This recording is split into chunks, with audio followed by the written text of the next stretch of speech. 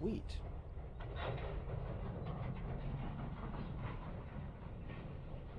So I just want to do like a half-hour sound check. Make sure everything's looking good, sounding good. So just start typing. I got the laptop off to the side here to look at questions. Yo, what's up, man? Just let me know how everything looks, how everything sounds. Before 6 o'clock, I will hop into a scenario or something and just see how the game sound with relation to my voice and all that. Sounds good to you? Great.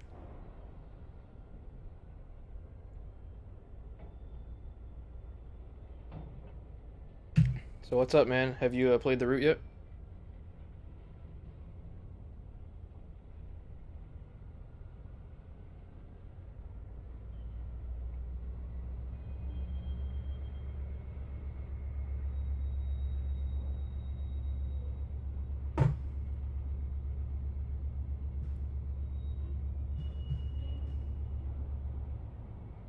What's going on? People filtering in early helped me out with my sound check. I like it. Thank you.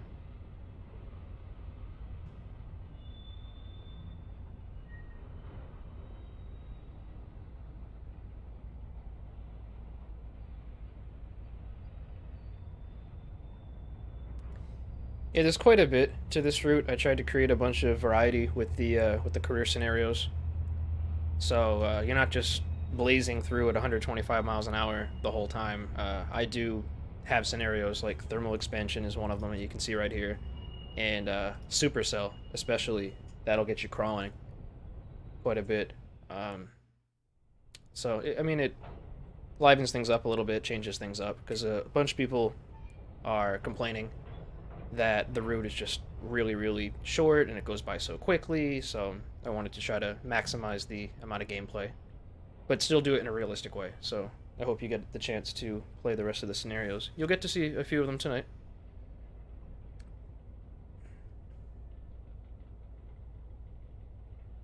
How's the webcam look? Never really did a webcam stream before.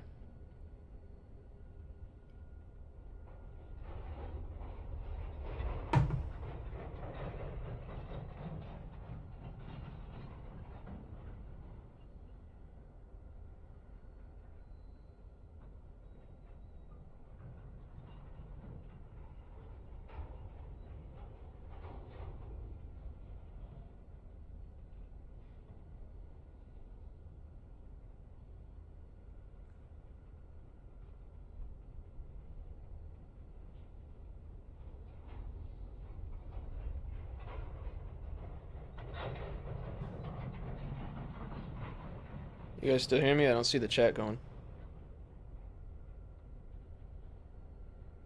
Maybe you just stepped away. It's all good.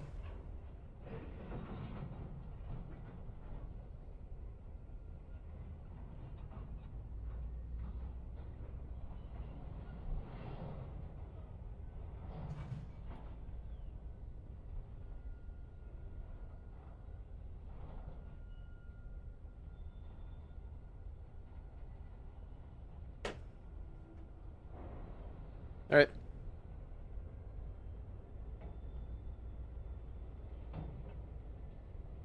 Yeah, a lot of people are doing modding. Like day one, you see the mark skins and the sounds.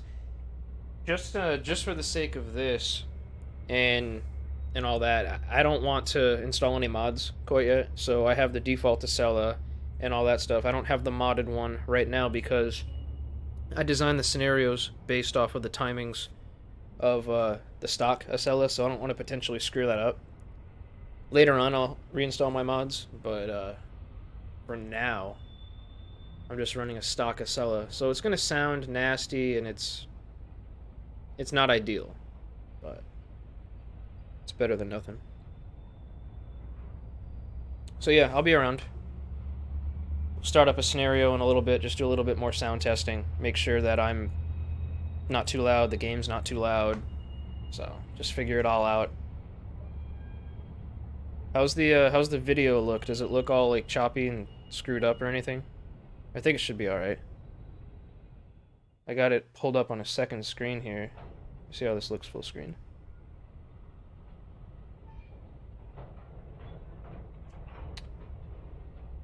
Is it only allowing you guys to pull it down 360p? Or are you watching this in 1080p?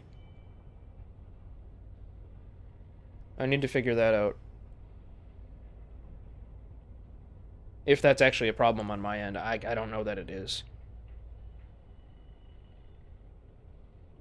Because I definitely am streaming in 1080p. 1080 60? Alright, thank you so much. That makes me feel so much better.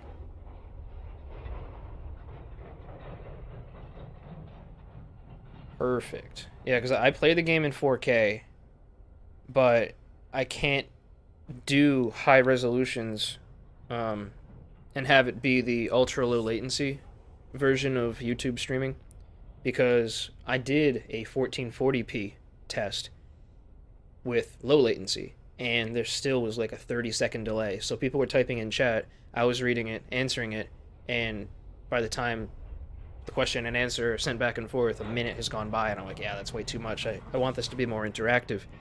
So I lowered it down to 1080p, because then you can have the ultra low latency, and it seems to be working. Yo, what's up, Connor? What's going on, buddy? Nice to see you. Thank you for joining. So yeah, I don't know what the delay is at all. It's got to be maybe something like 10 seconds, which is good. Better than 30.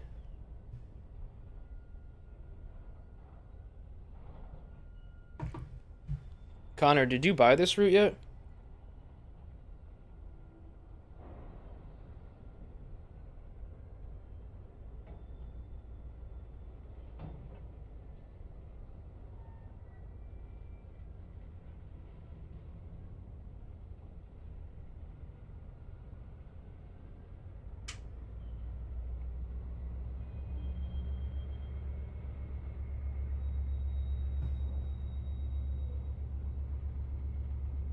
Yeah, definitely pick it up while it's on sale, man.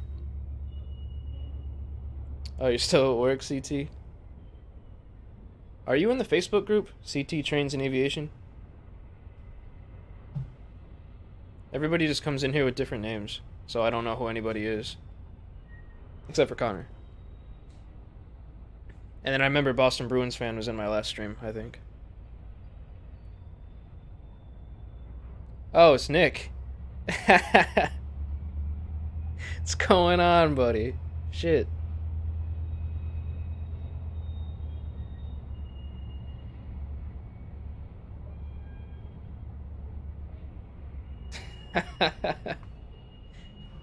Fridge himself.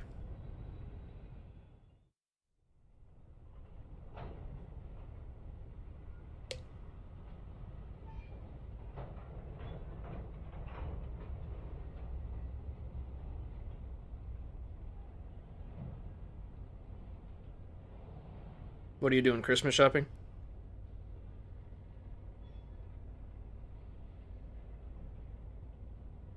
Oh, people are doing Christmas shopping at the bakery, okay.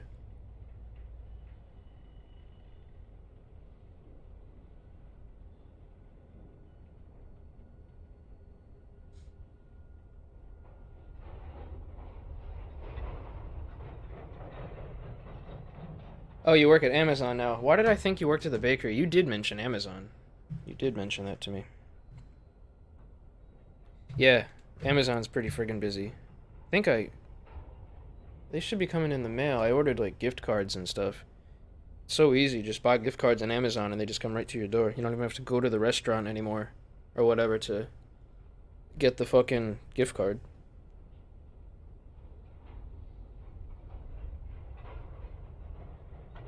Alright, so let me let's hop into not Supercell, not yet. We'll do that one last. This is just like a little sound test or whatever. Fuck it, we'll just do thermal expansion for now. There's 2 career scenarios missing from this release. I made 2 more. They're, I'll explain what's going on with that later. But, long story short for now, one of them supposedly had some weird glitch in 64-bit, which makes no sense because I made the career scenarios in 64-bit. But whatever, the producer ended up changing some of the timings, and that'll get released later. And then the Mark one in the MP36, they're working on cab signaling or something for that, so it's getting delayed. But I did make it. Ah, look at it. Out now. Northeast Corridor, Washington, D.C. to Baltimore.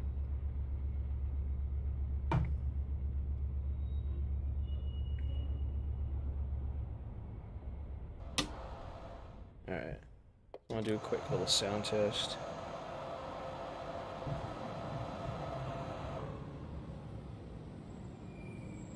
Nothing's extraordinarily loud. Let me see if I can talk over the horn. I should be able to on this. Alright, so I'm just going to keep talking as the horn's going on. Can you guys still understand what I'm saying? Yes, no, maybe so. Should be able to. I tweaked it a little bit earlier. Alright, cool. Alright, turn off. Yeah. So who else has played it besides Boston Bruins fan? And he only did a short little bit from here to New Carrollton.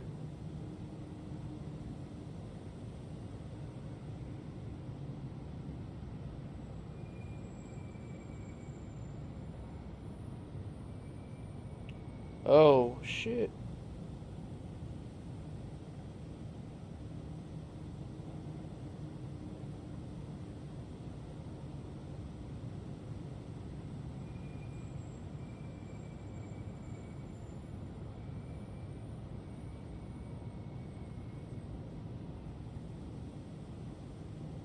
Yeah, right?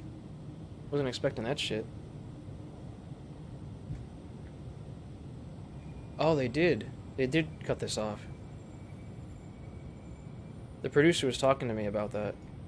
That they might have to, cut off this whole portion down here that I had laid over by, that VRE station, El Enfant, or whatever. Because I continued track, like, all the way, like, down this way or whatever a little bit. At least they kept the tunnel, which is good. I don't think they decorated it, though.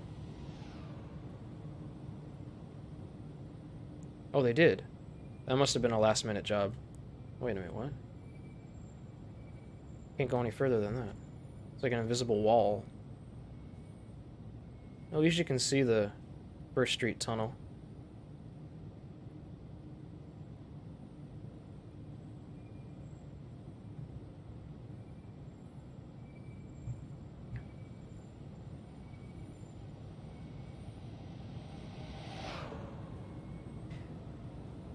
How's the video look, though? We got the sound out of the way, I think. I just want feedback on how it looks.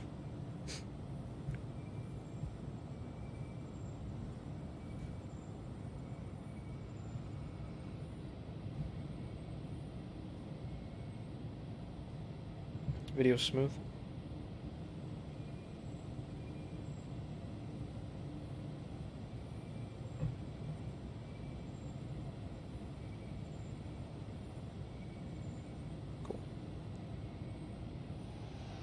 Cool.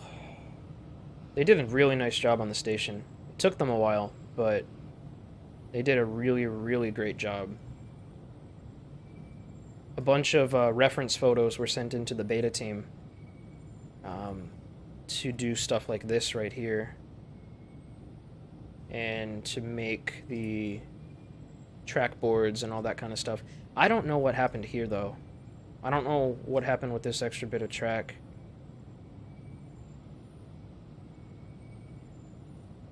Maybe that's something that'll have to be fixed after release. I don't know what's going on there.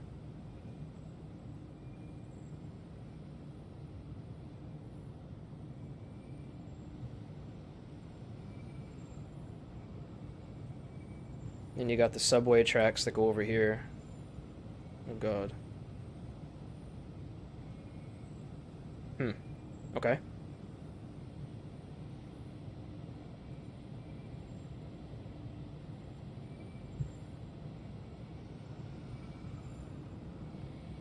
What's going on here?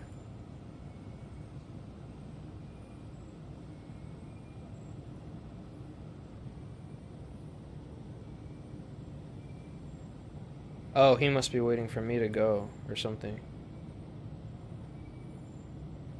Oh, that's right, because I think that train crosses across the ladder. Signal is still for me.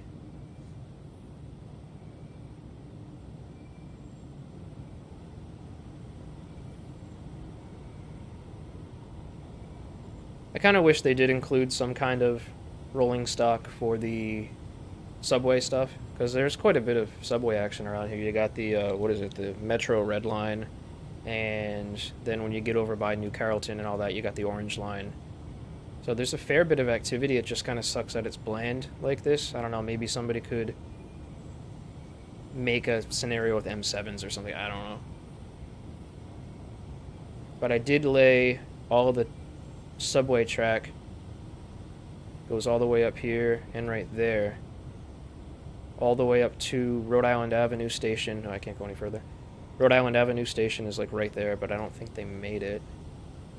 No, they didn't.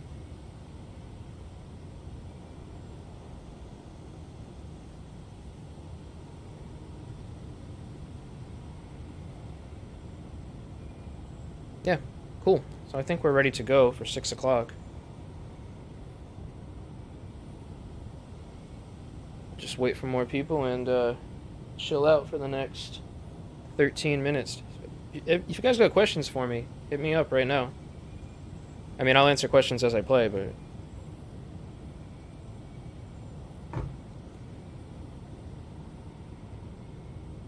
Yo, what's going on, Mike? Thanks for joining.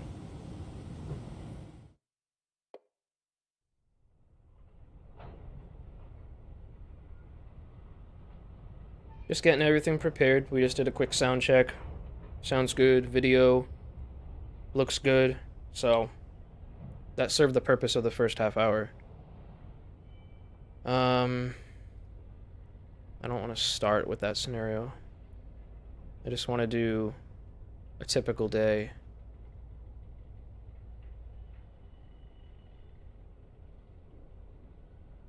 Just something simple to start out with and show everybody the route and talk about it without having to worry about too much scenario related stuff.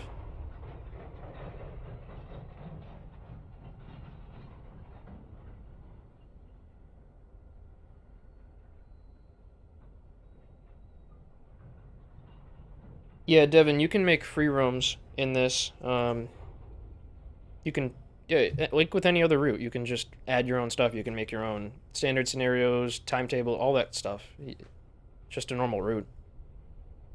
Make custom scenarios and throw it up on the Steam Workshop.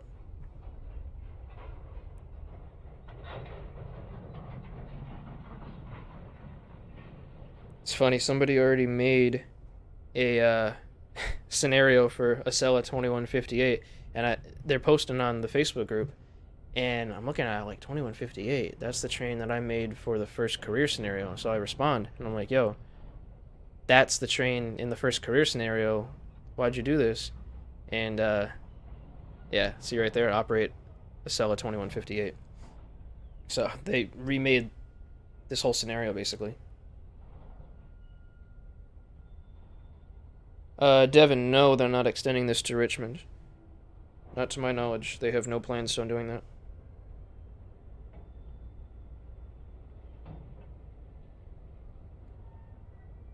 They don't plan things that far out. This whole process for this route only got started in late July, mid-August. So...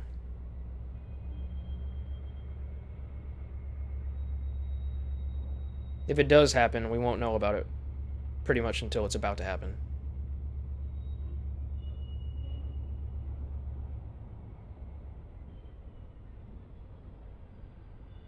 But,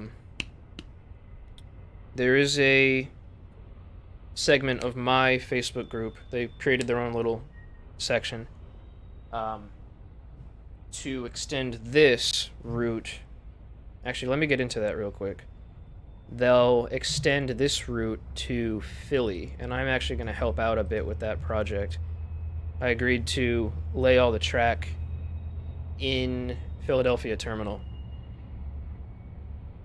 Yeah. And be a consultant and help them out with stuff. But that is in the works. They actually want to start immediately on that. Oh, look at that, winter sale. Started today. This route's already on sale, right? Like, 15% off, I believe. Devin Banner asks, how do I combine these routes? Which routes? What are you talking about? Alright, so let's teleport to Baltimore.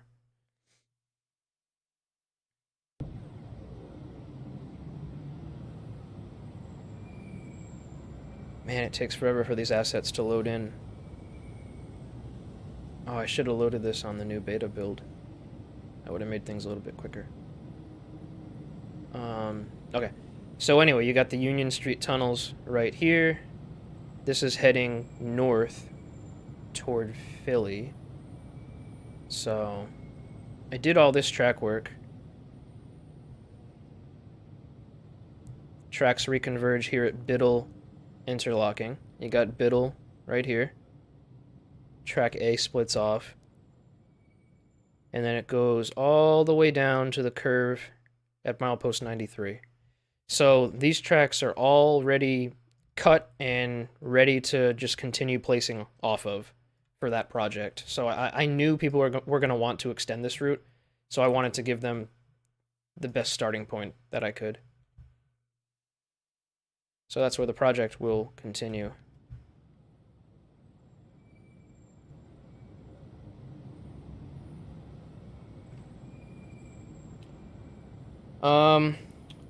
So is it possible to extend this route to Philly and then merge it with the... No. So, unfortunately, this route's route origin is Baltimore. So in order for routes to be merged, they need to have the same route origin. Because all of the tiles... So this is tile... you can see down here, it's kind of small, down in the bottom left. Tile 0, or positive 0, negative 1. So, oh, here you go, now 0, 0. So tile 0, 0 is your root origin tile, and then everything branches off of that in every direction and gets its own tile number as it keeps going out and out and out. So the placement of all these objects and stuff are based on which tile they're in. And they all reference the origin, which is here, Baltimore. And they have to be the exact origin in order for everything to line up nicely. So I had no choice in what the root origin was. They literally handed me a root template that had some predetermined folders built, and they chose Baltimore to be the root origin. So what was the root origin of Philly to New York? Wasn't it Penn Station? Same thing with New York to New Haven. That was also Penn Station, I think.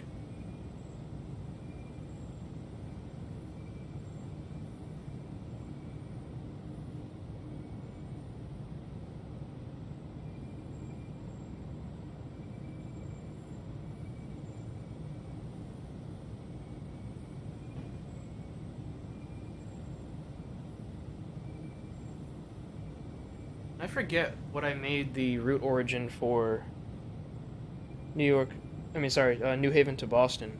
I forget what the root origin was for that. I think it might have been Boston. Or I don't know. It was either New Haven or Boston.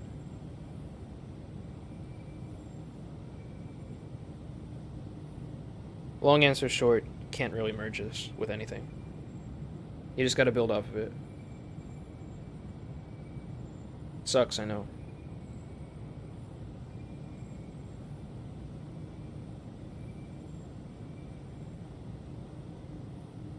What's up, K-Master? Thanks for joining. Yeah, it has been a while since I've streamed, man, or even made a video for that matter. Been busy with other shit.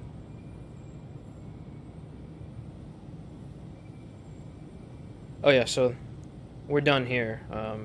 That was just a quick little spiel about how that other project is gonna extend to Philly. Let me get back to the main menu.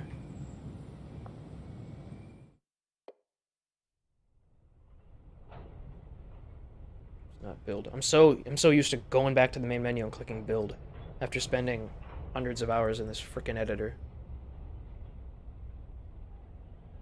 Bad muscle memory.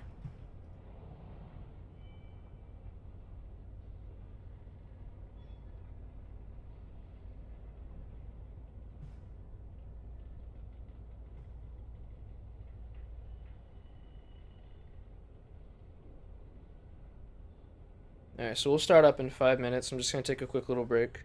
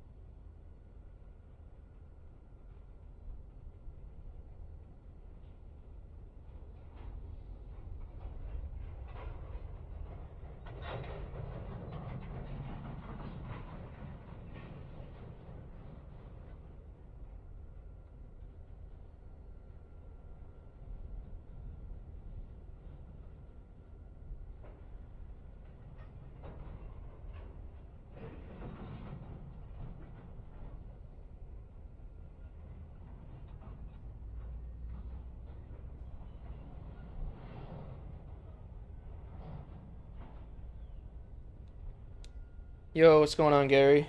Anthony, thanks for joining. Amtrak fan. Yeah, good thing. Pick up the route right now if you're really considering it, because 15% off, I mean, it's better than nothing.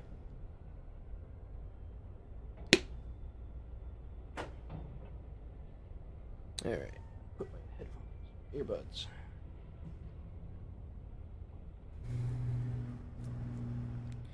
Yeah, we're just about ready to get started. Just gonna start with the basic career scenario, which I named a typical day.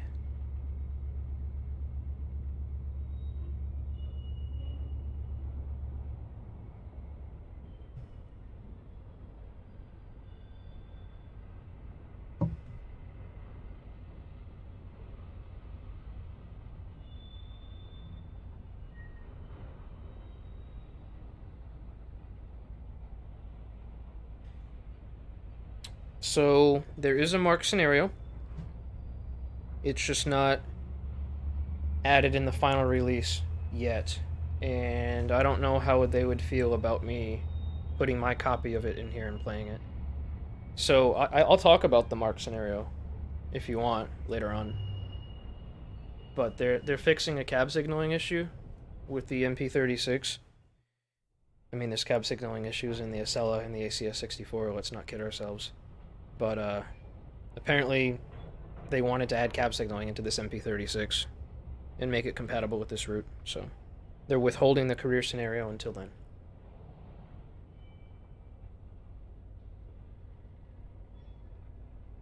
Yeah, Mike. So if you wanted it to be in one package, just one route from Boston to Washington, you'd have to build off of this. Because the route origins and everything else are different.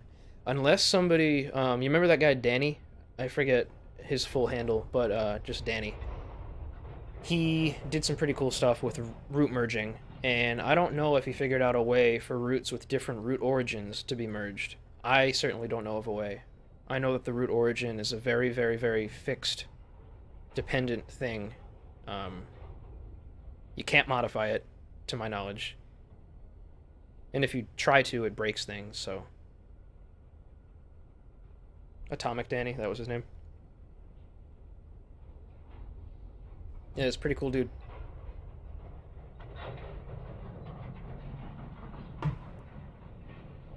Yeah, don't go crazy with the signals right now. I know as you guys play it, you're gonna see some crazy signal stuff.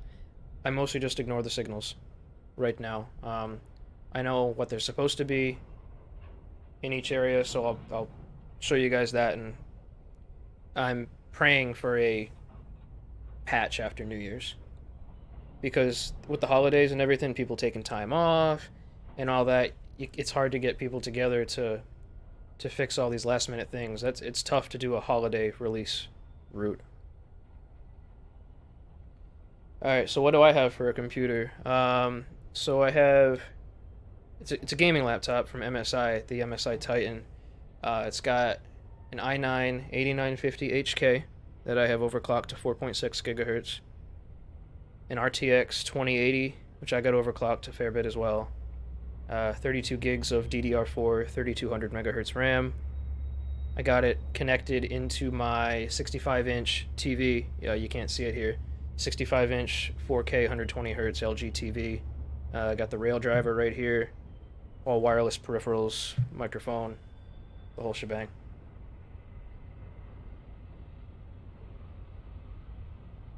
Yeah, so I'm playing the game in 4K, but in order to make it more interactive, I gotta stream it in 1080p to you guys. I'd love to stream 4K. That would be fucking awesome. Alright, so we're past 6 o'clock now. May as well just get this started. So as we load passengers at Washington, I'll go into a little bit of background on the route, how I got involved with the development of it. It's a pretty cool experience. People give Dovetail Games a lot of flack, but they got a lot of really great people working on the inside that you just never see or ever talk to.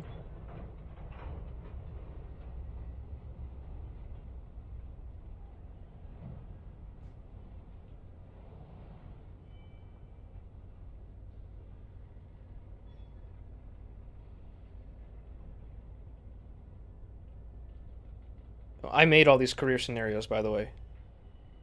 Just so you know.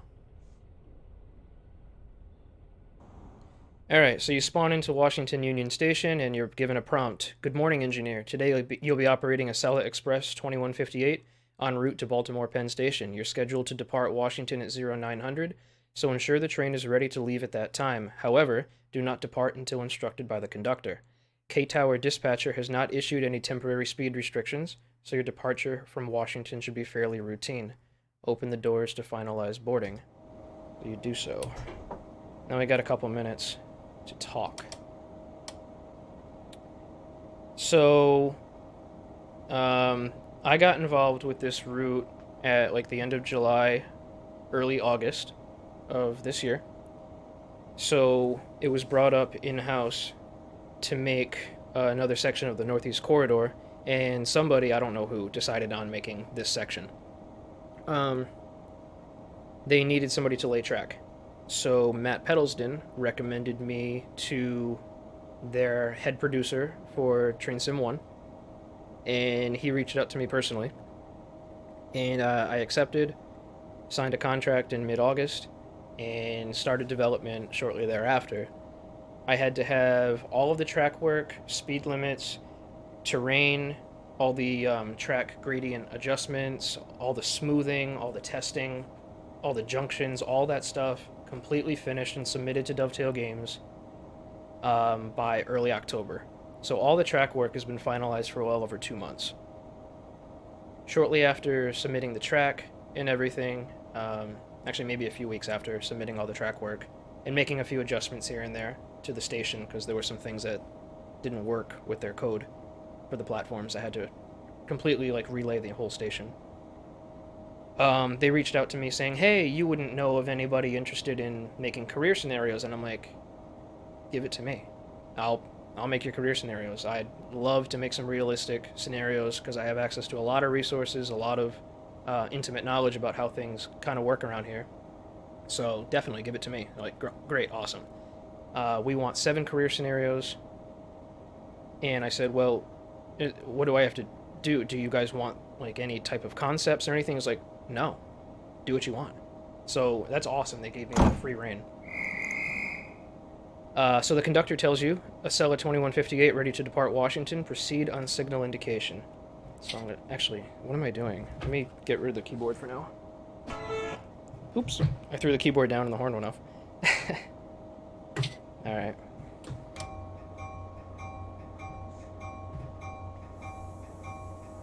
I'm probably going to have to go back to the keyboard a couple times because there are some keyboard shortcuts that either I don't know on the rail driver or just don't have access to. I might have to mess with some of the camera views. Actually, screw it. Let me go. I'm so comfortable with this keyboard. I'll just put it behind the rail driver. There we go. Alright, so coming out of Washington, we got a slow clear signal. These signals are a little bit different than what you're typically used to on the Northeast Corridor. They're the old Baltimore and Ohio type signals, and they're still used around here for some weird reason, and they have very strange ways of conveying their aspects. So that little guy down there that just had the green head, it looks like a normal clear signal, but it's not clear. It actually is slow clear, which is almost the same thing as a clear, except it's 15 miles an hour instead of normal speed. So you got this Acela coming in right by us. It's actually really nice timing how that worked out.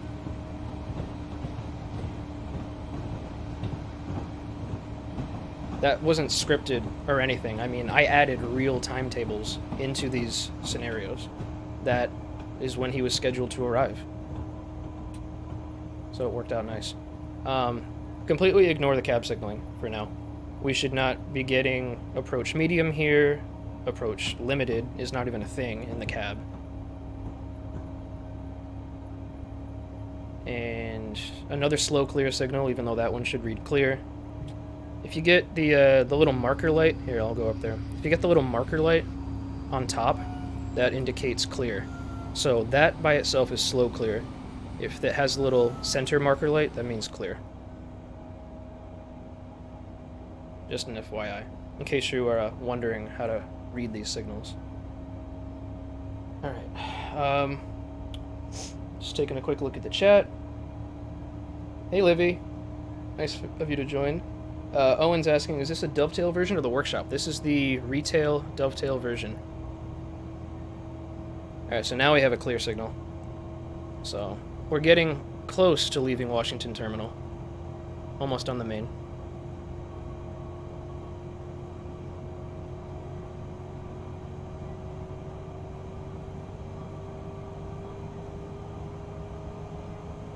And I apologize in advance for not having the modded version of the Acela on here. So I'm not going to accelerate like crazy, because I know the stock Acela accelerates like a race car. So I'm going to be kind of conservative with the throttle. So this coming up here, this Acela going into the wash, that is something that I added on my own. I'm like, hey, it might be cool to see an Acela going through the wash, so I did that, and I threw a bunch of Mark Consis in the coach yard and in the wedge yard right here. That's just some of the creative liberty I took. You'll see some of that in Ivy City as well. I placed like some random strings of Amfleets and some random P42s, and just to liven things up a little bit. Alright, so now we are officially on the Northeast Corridor.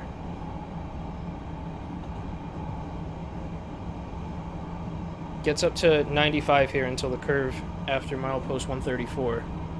And then you get right up to 125. It's really, really quick.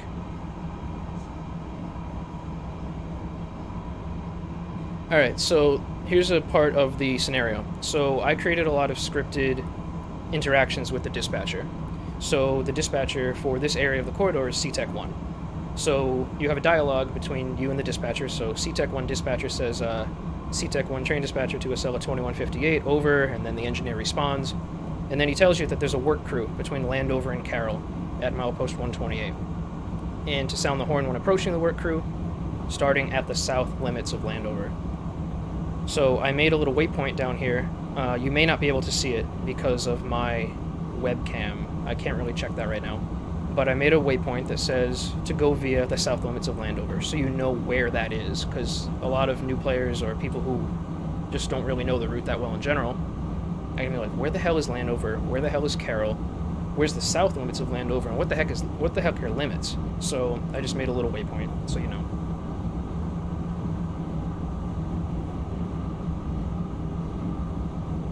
Just a typical day on the railroad. You got a work crew. You got to sound the horn for them.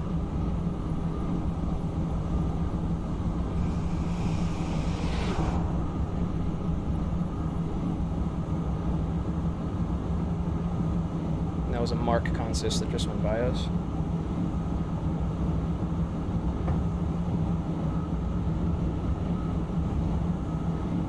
Take a look at chat again. How much does the game cost?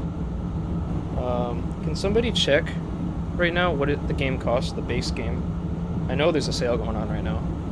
That comes bundled with a bunch of stuff.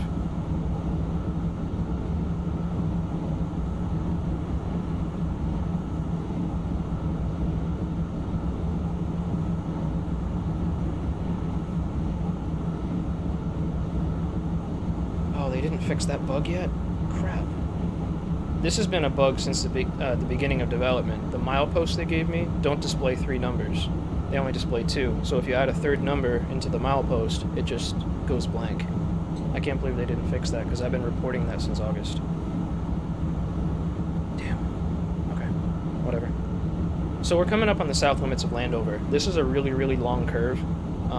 And then we start to parallel the Metro Orange line. You can see that off to the right. Right over there. And then the Landover subdivision freight line as well, which will merge with the corridor in a moment.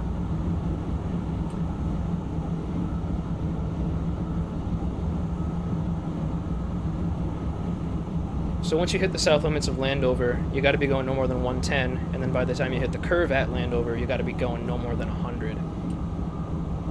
So now we'll start our horn rotation. Sorry in advance for how bad this horn sounds. Like I said, I did not install the mod, because I just wanted to have the stock experience for this. So the work crew is about a half mile away, I think. I got my milepost correct.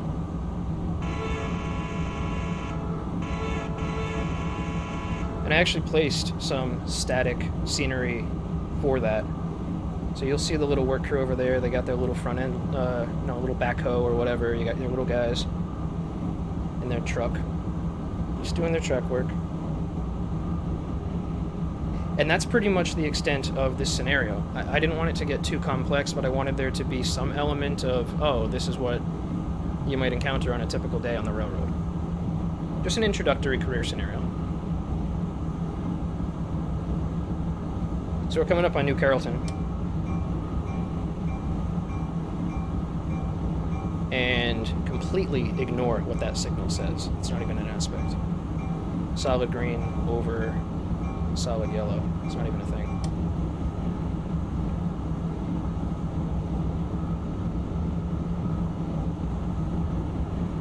So this is Carroll Interlocking. They actually have an 80-mile-an-hour crossover right here from tracks 3 to 2, which I do have you guys use in at least one scenario. I think one. I wanted heavy use of the crossovers in a lot of these scenarios.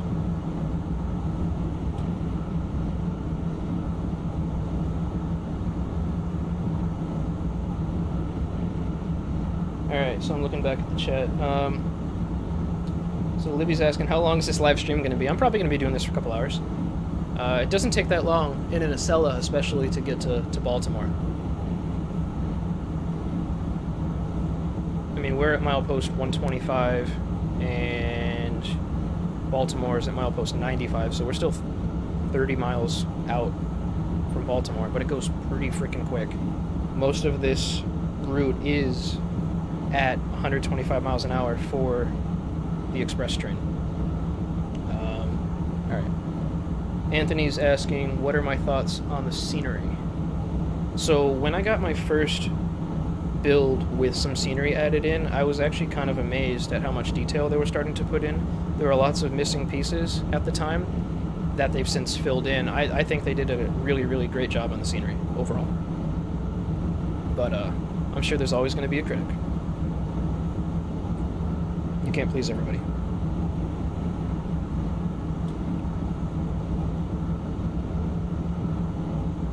So as we're cruising along here, oops. I did not mean to disable ATCN access, but whatever, it doesn't matter anyway. I'm just trying to reach over and change my camera views, because I don't know the buttons on these things. You can really get a feel for how fast we're going once you get down close to the ground. It's pretty quick. It's no 150 like they do when they go by my house, but pretty freaking quick. But there's a slight little curve here at milepost 122, and now we're passing... What train was that? I think that was the Palmetto. Like I said, I used the real-world timetables before COVID, before they reduced all those trains because of COVID. So the pre-COVID 2020 timetables is what this route is based off of.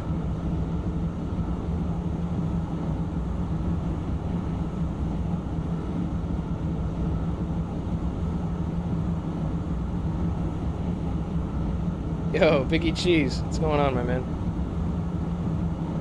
Alright, so we're at Bowie Interlocking now. We're right up to this curve. We'll, actually 2 curves from now. We'll get to Bowie State Station, which is another MARC station. You'll end up switching at that interlocking in another scenario, but this introductory scenario doesn't have you doing anything crazy. And this is where the route starts to get really, really hilly. So the terrain around here slopes up and down, like, it's crazy. When I was looking at the track charts, when I was laying all this track, I was like, oh god, this is going to be crazy. It's like a roller coaster almost, because we're going downhill at 1%, and then you'll see at the signal down there, it starts going up again at 1%. It's pretty crazy.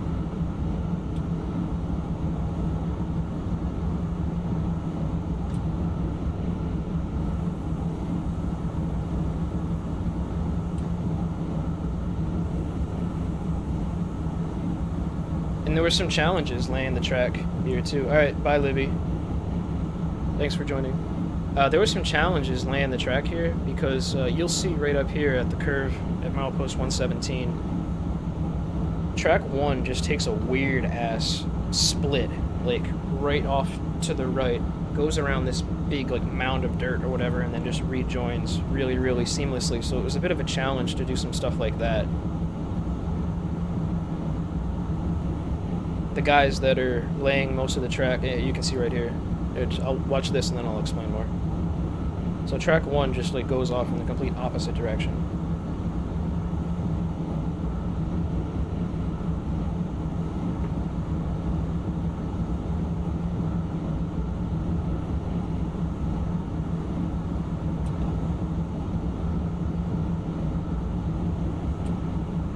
Sorry for a little accidental speeding. I don't think it matters though. And then it rejoins nicely.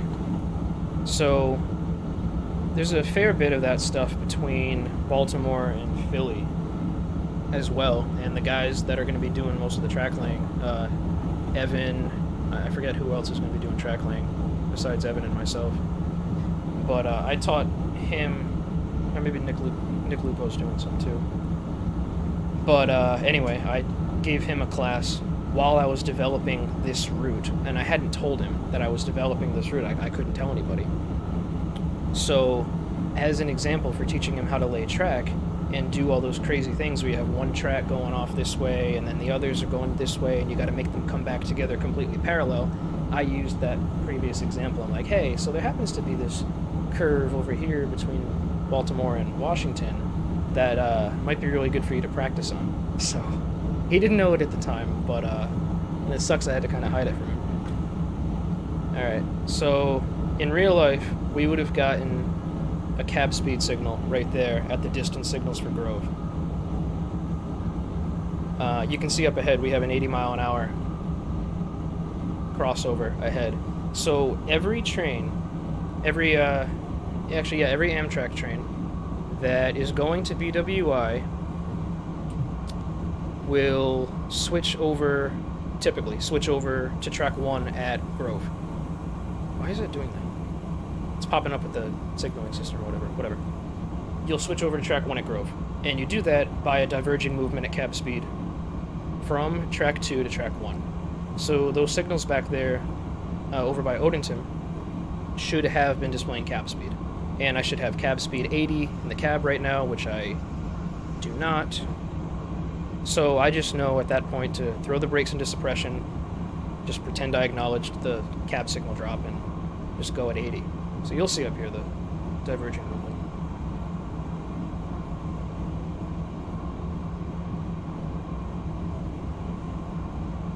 Yeah, Mike, the gradients add a whole other challenge. Well, now you can see cab speed kicked in, but the cab signals are all screwed up. Yeah, the gradients are really, really nice. They add a nice challenge. So here you go. Here's your high-speed crossover.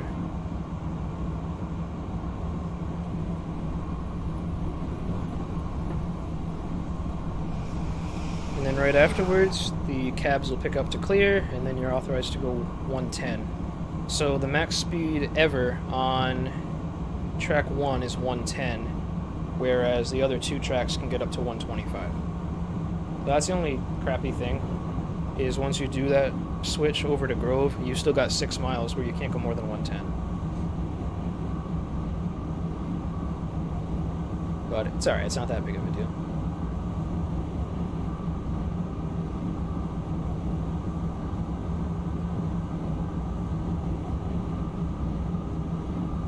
I think there's another example up here of where one of the tracks splits off. Oh yeah, there is. A couple examples. You can see how track 1 is separating considerably from the others, and then it will rejoin, become parallel again, and then it goes and does its own little zigzag thing, and... Oops. Didn't mean to speed, believe me.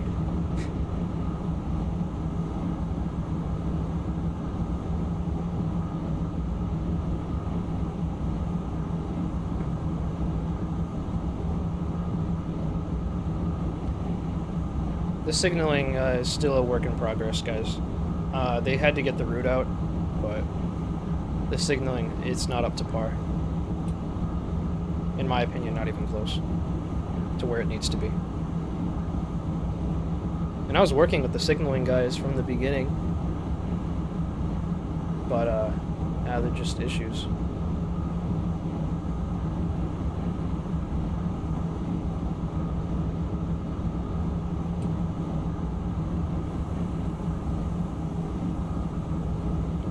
It's getting pretty close to BWI, about 3 miles out. I think that was just milepost 109 we passed.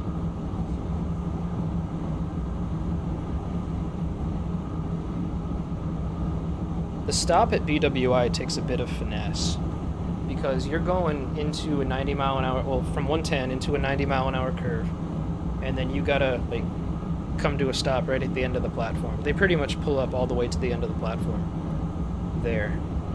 So let's see if I can nail it. There's a trick with the stock Acela. I don't know if it exists with the modded Acela, but if you throw your brakes straight into 80%, it has less braking effort than if you just put it into 40 or 60. So that's what I like to do. It's like a nice happy medium, which I find mimics actual brake suppression more accurately. But here, I'll show you. Just throw that straight into 80. But I'm not going to make that curve, so I'm going to go right into 40 and then release. I braked a little bit too late, but I'll make this just fine.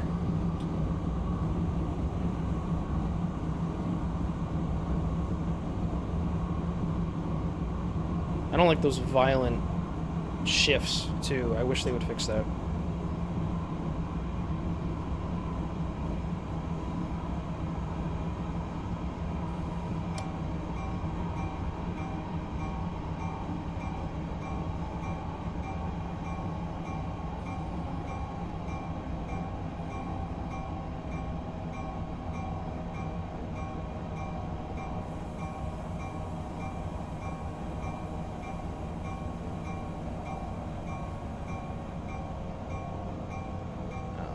Figures. I'm gonna overshoot. It's okay, whatever. It takes so much practice to get that right. Figured I was coming in too hot. Ah, you can't be perfect.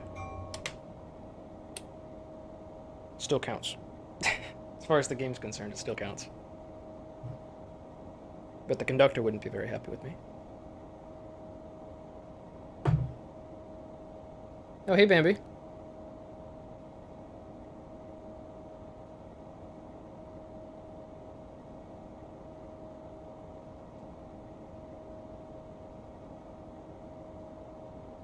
Yeah, I came into BWI a little bit too hot. It's all good. Alright, so the conductor just tells you that Acela 2158 is okay to go.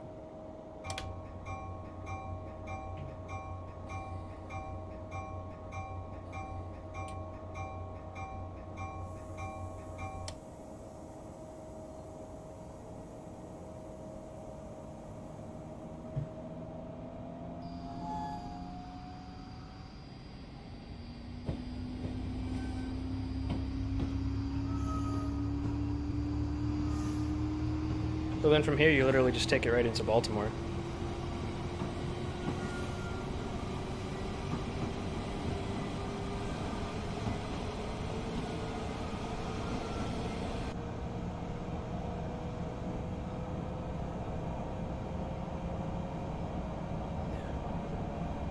Yeah, someday we'll be able to do that, guys. A seamless run from Washington to Boston. I'd love to do that in Train Sim World, though. It looks so much better than this game. It's just, it's tough to develop long routes for Train Sim World. Because I've used the editor. I have the Train Sim World, what was it, 2020 editor, the one that's not for Train Sim World 2. And I did some stuff for that, which I can't release, but it was fun, but it's tough making long routes, because even let's put it this way, even a 40-mile route, how much hard drive space did that take up? 2 gigs. Just a 40-mile route that had, it wasn't even that much terrain. I didn't like really go that far into the distance, but the terrain data alone was like 1.5 gigs. The tools are awesome, but the file sizes are just astronomical. Oh, thanks, Bambi. So I didn't actually decorate any of this. I did all the track and the terrain. So just all the terrain and stuff, and all the track, and when I handed it off to their team, they took care of all the other stuff, like adding the trees and the water and actually painting the terrain and all that kind of stuff. So it's a multiple person job. It takes an entire team. 3-4. It took them 4 months to do all this. It's fun though, especially when you get to interact with all the members of that team and get to know them. Alright, so we're coming by Halethorpe right now. Becomes a 4-track main. Now you got track Alpha on the far right, just track A,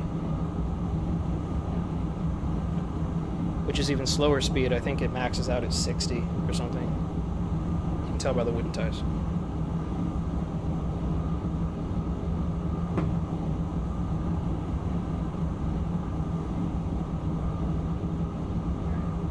Take a look at the chat.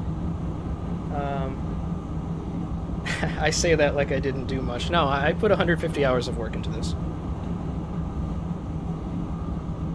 Thank you. No, I take a lot of pride in this. I've always loved trains.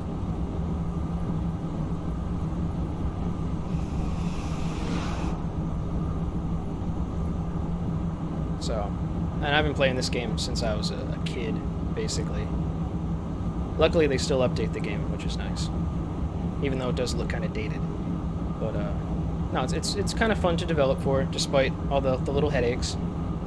And it was fun to work with the official team to make this product for everybody.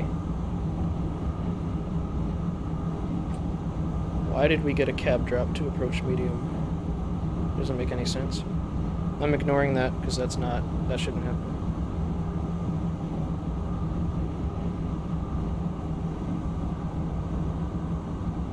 Alright, so we're coming up to a reverse curve up here at, was it Fredericks Road or whatever? and it slows down considerably, and it's going to slow down even more. This is where everything starts really grinding to a halt, the last 5 miles of your approach into Baltimore. I even braked a little bit too much there. Figures, I come into BWI hot, and now I'm braking too much coming into the curve here. Big ass cemetery over there. It's crazy.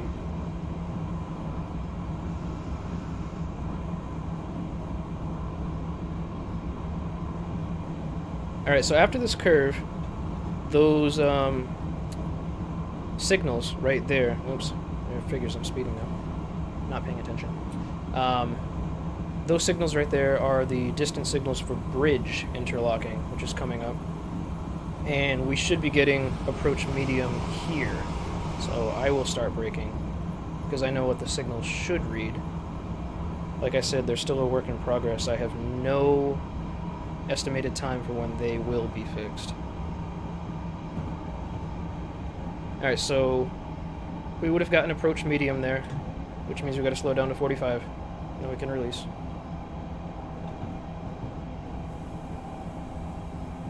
And we can pick up to 45 again. So the reason we get approach medium there is because we're going to be switching over back to track 2 at bridge. So it becomes a 4-track main to a 2-track main at bridge. Oops, now I'm going over 45, whatever, it's fine. But before I reach bridge, I gotta be going no more than 30. So you can cruise at 45 up until the signal, but before you pass the signal, you better be going 30. Alright, let me look at chat real quick. Any differences to the Amtrak locos compared to other DLC? Yeah, differences in cab signaling. They're working on updating the cab signaling. I don't know to what degree, but they are trying to resolve things. You'll notice that this route came bundled with its own version of the Acela and ACS64 and MP36 as well, which you haven't seen yet, but will be appearing. So in real life here, you'd get medium clear.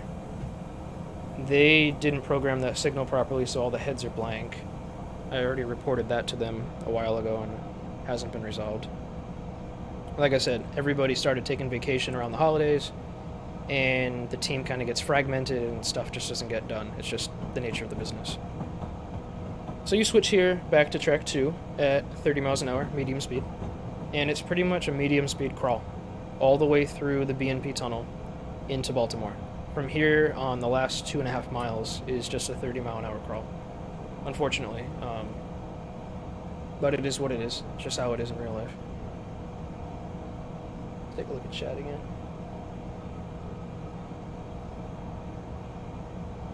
Yeah, for some reason we're struggling with making the whole corridor. I don't know what it is, really. I don't know why we're struggling so badly. I know that I had a problem with burnout as a developer with this. I had a big problem. I was getting really furious. I was getting crashes left and right. The tools were just sluggish, and I mean, they still are. Let's not kid anybody here. But I'm not getting nearly as many crashes now, especially that I know more tricks to avoid crashes in the first place. Alright, so we're at Fulton Interlocking now. We're now going really downhill. So this entire tunnel is at least a 1% grade. And in real life, you do have to sound the bell all the way through the tunnel, but I'm not going to do that to you guys. Just pretend I'm doing it.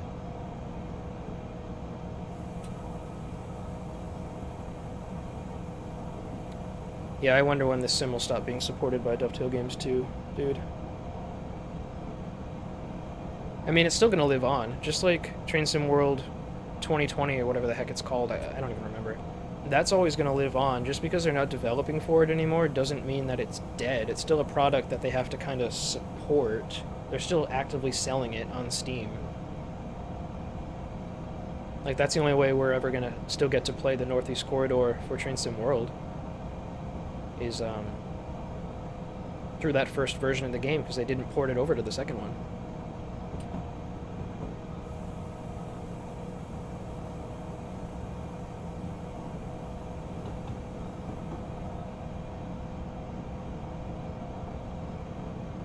Grab some water. So this is the steepest part of the tunnel. Downward grade of 1.3%. It's pretty steep. When I was first looking at the track charts for this one, I'm like, really? It's pretty freaking extreme.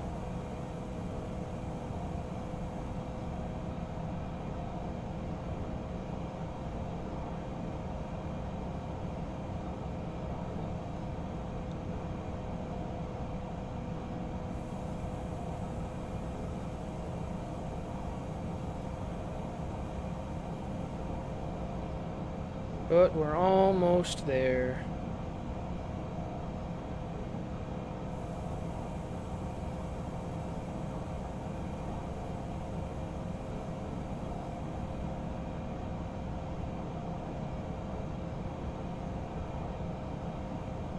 I figure we'll do the winter scenario next. Alright. Can you guys see that train going by my house right now?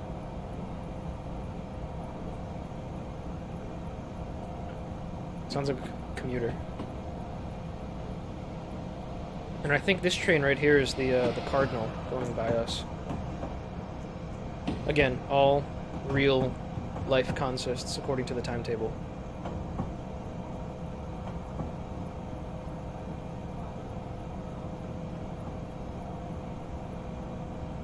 Yeah.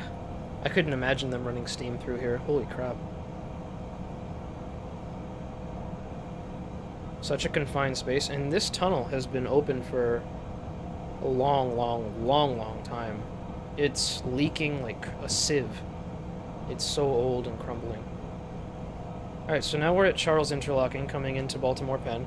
So, Baltimore Penn is flanked on both sides by two interlockings. You got Charles on the southern side, which is where we are right now. And then on the other end, you have Paul.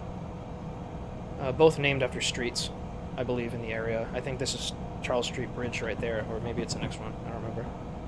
A lot of interlockings are named after streets. Fun fact.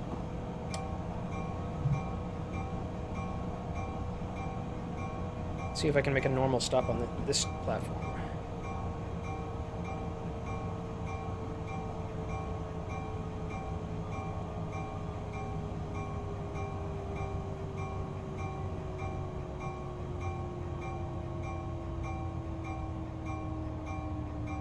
Much better.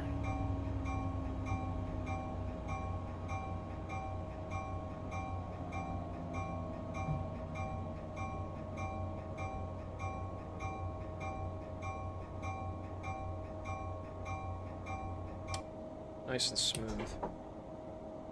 So that's the first scenario. Typical day. And that's all it was. It's just a typical day. You won't find anything different between this and a quick drive, except for that little snippet of dialogue with CTEC 1 dispatcher, where he just has you sound the horn for a work crew between Carroll and Landover. I didn't want to intimidate people with like a really hard scenario the first thing that they try, so that's all this was. It was just meant to be a little introductory one. So I'll just wait for this to finish, and then we'll hop into Frozen in Place.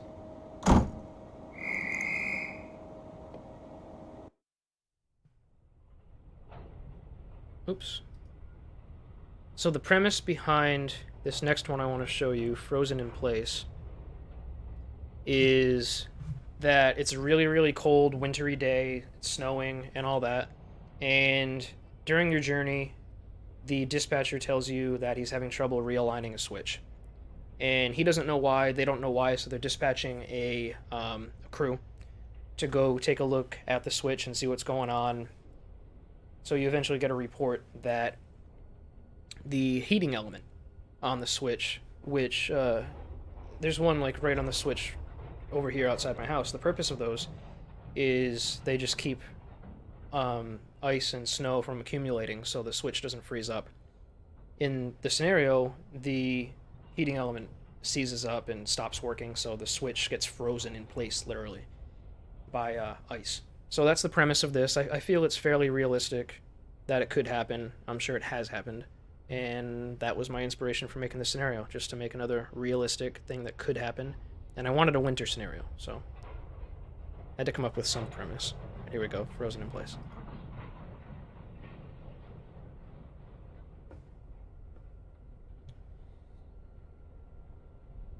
Yeah, so, Mike, for this to go to Philly, I would have had to start working on this route back in, shit, early June.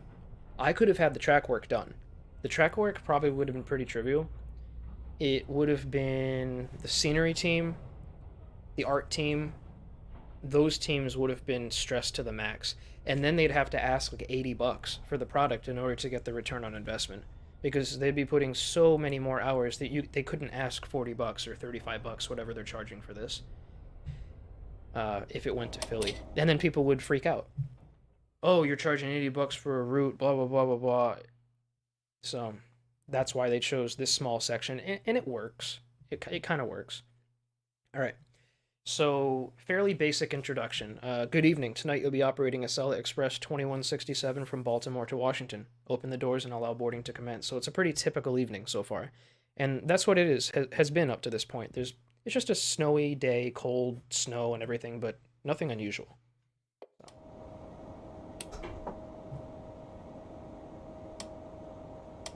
And I already scripted for the headlights to come on. I didn't script the ground lights, but not a big deal.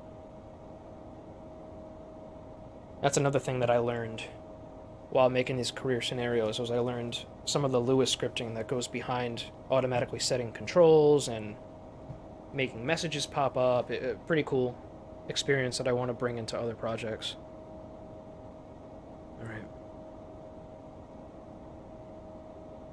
So Phil's telling me that switch heating elements freezing happens more often than I think. Yeah, I mean, it seemed like a reasonable enough of a premise to go on. And I'm glad I did, because it works out pretty cool. Let's take a look outside, see how much it's snowing. Not much, just really light snowfall. They don't really have a good set of presets for extreme weather, which is why I was kind of let down with when I made Supercell. So, if you guys play Supercell, you'll see that it's in a storm, but there's no lightning.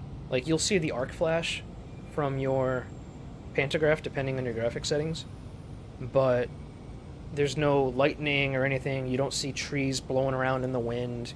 So, I don't know, their weather settings have leave a lot to be desired, in my opinion, but I picked the most severe weather one. Anyway, let's look at the chat real quick. Yeah, Mike, I know some enthusiasts would have paid $80 for Washington to Philly. Believe me, I do. But most people would have been outraged. Phil says, what's the learning curve on Lua? It's a huge learning curve, because that's actually what the signals are being scripted by, Lua. And a lot of, like, the newer programmers don't know Lua. So they have a background in programming, but they don't know Lua. So they have to start learning Lua, and they know other stuff. They know C++. They might know some Java. They might know some BASIC.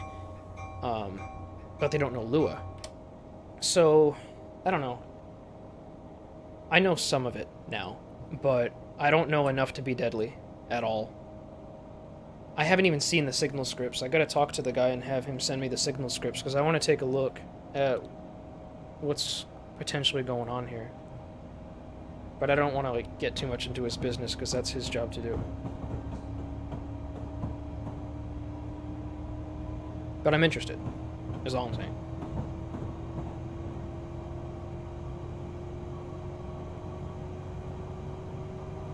So leaving Baltimore, again, very, very routine.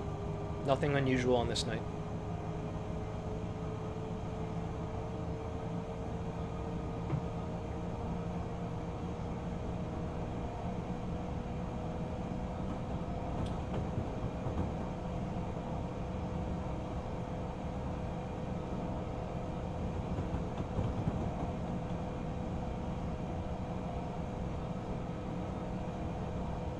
And again, you're supposed to sound the bell in the BNP tunnel, but I'm not going to, just for the sake of your sanity, and my sanity too.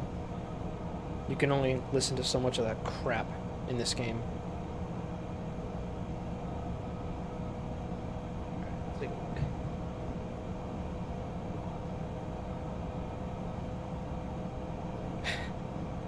Yeah, so I took a temperature gun one time to the heating element right outside my house here, and it looked like it gets up to right around 125 degrees Fahrenheit.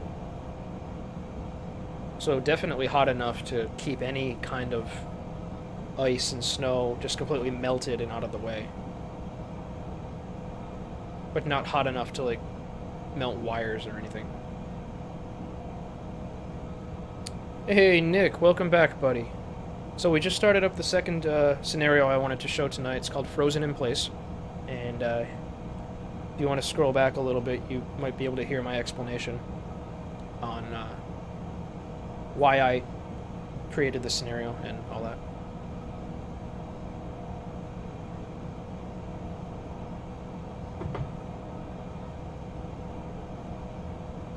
Oh yeah, they actually do that. Don't they do that in Chicago still, Phil? Where they actually light the tracks ablaze? I don't know how they do it. Don't they have like some kind of fuel lines next to the track that... I don't know exactly how they do it, but they actually light the tracks on fire in Chicago.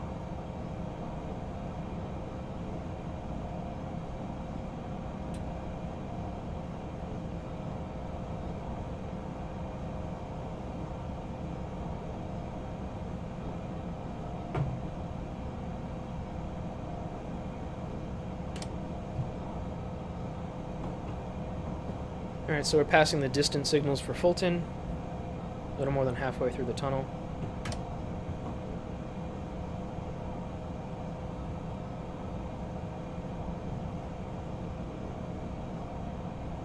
How's the stream so far, guys? It's been a long time since I've streamed. Never did this elaborate of a setup before, so I hope you guys are enjoying it.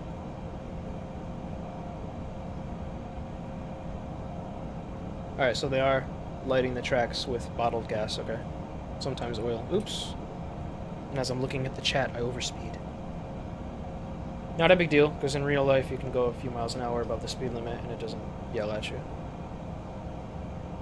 But this game, if you get like 1/10 of a mile per hour over, it'll yell at you really bad. Alright, so now we're at Fulton. And the slow part's almost over, guys, I promise. Hey Tom, thanks for the feedback, man. It's almost time for me to pour another drink.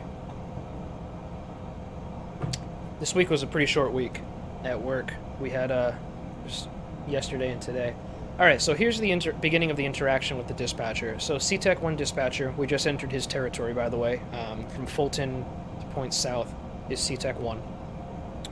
So CTEC-1 train dispatcher says, we're having issues normalizing the 23 switch at Grove.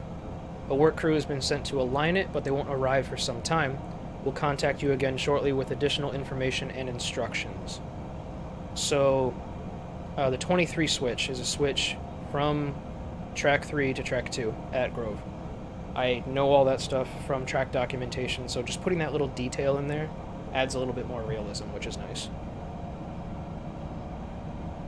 Trying to go with realism, but not go overboard, like issuing Form Ds and stuff like that. There's no need to start issuing Form Ds in a simulator right now. Not for a career scenario. Hint, hint. That might be something that I do for the workshop.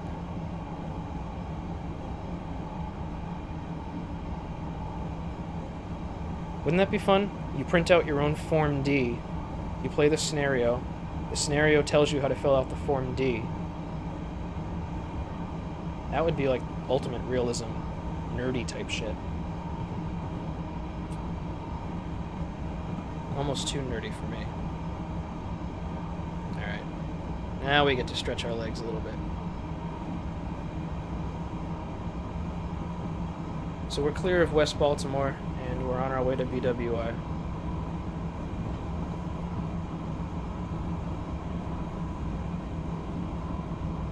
Alright, so just looking at the chat real quick while we're accelerating. Got some time. Alright, so Bill says they used to give us plus or minus 5 miles an hour. Yeah, I know that Access is a little bit more restrictive than that. I think it's 3 miles an hour now. But yeah, that sounds about right. 5 miles an hour, give or take. Because the speedometer could be off. Nick says, so how fast will you be able to go? Are there any 135 mile per hour zones? What are you talking about? Are you talking about between Baltimore and Philly? Then yeah, you get faster than this.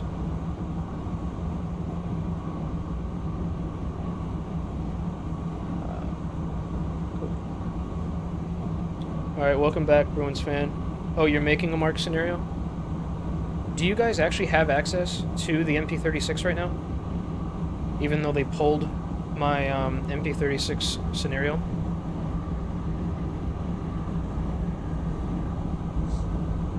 Pulled it for the time being. It's not permanently gone. You guys will get to play it. I'd love to. I'll explain what the scenario is after we get done with this, if I remember to do it.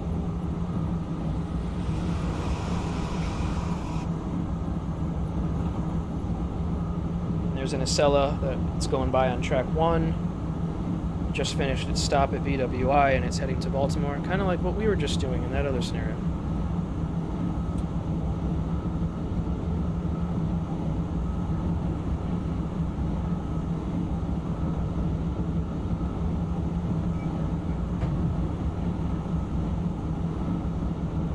Alright, so we're coming up on Halethorpe in a moment.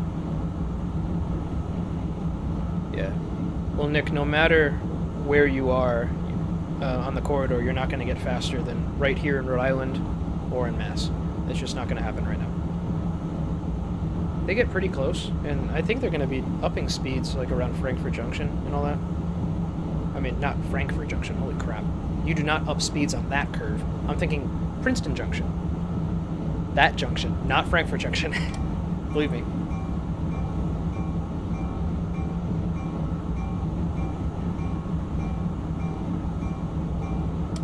Slip of the tongue, please don't take me seriously.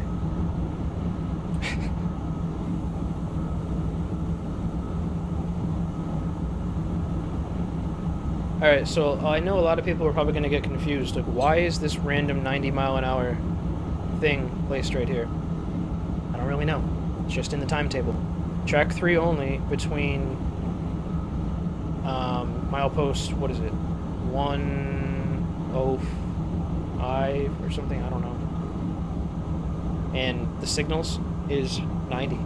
So, I don't know. It's very, very random. But that's just the way it is.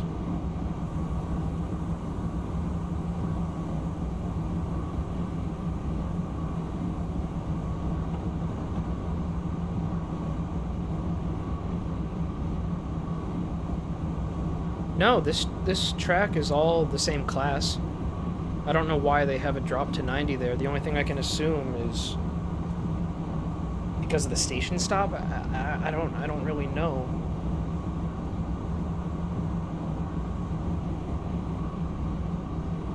I can't think of a good reason. I'm gonna try not to overshoot the station this time, guys. Wish me luck. Yeah, the NJ Speedway. Princeton Junction.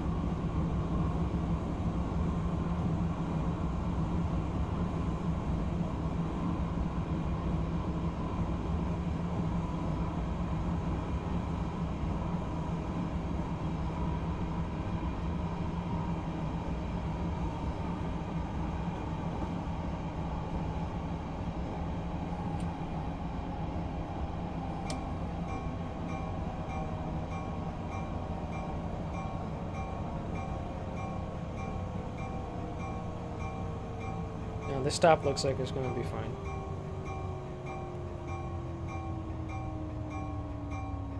Still at a higher braking than I would like, but...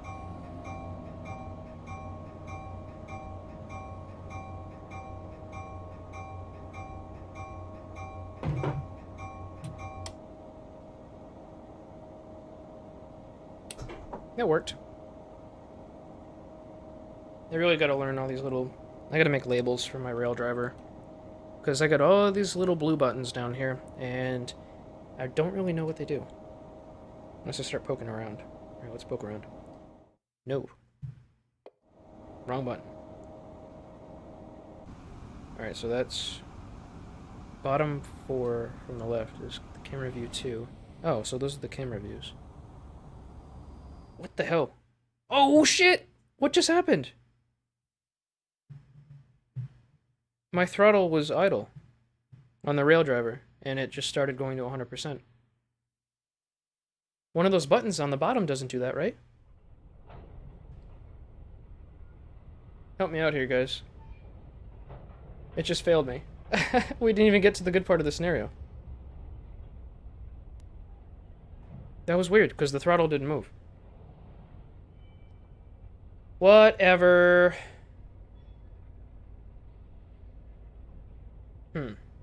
That's a damn shame.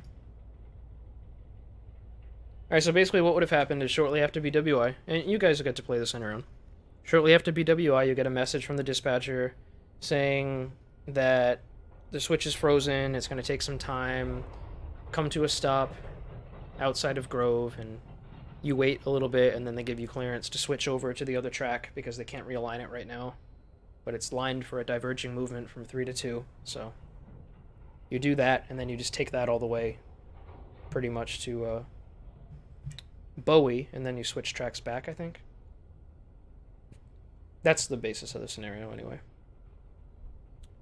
That's a damn shame. I don't know why I did that. It just started going at 100%. Alright, whatever. Let's drive an ACS 64. Enough of Cella stuff.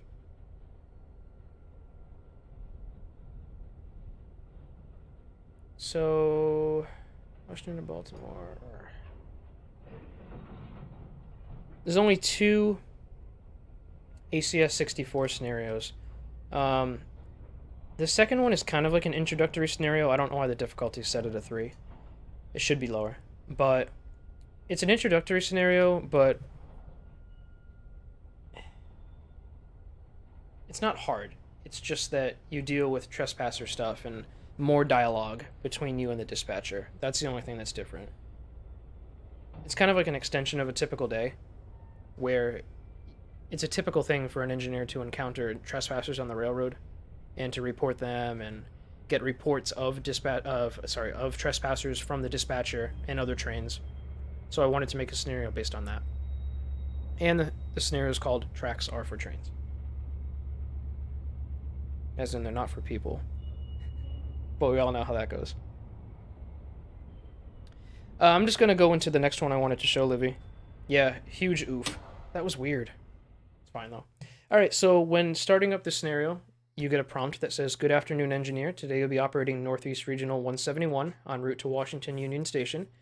You're scheduled to depart Baltimore at 15:32, so ensure the train is ready to leave at that time.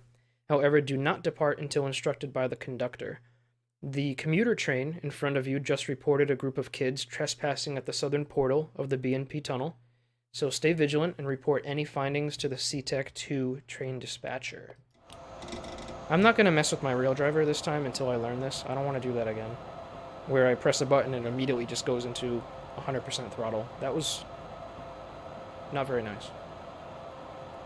So while we're waiting for passengers to board, I scripted the scenario out to have the reverser set to forward automatically for you, front headlight and ditch light, because this train just came from Philly.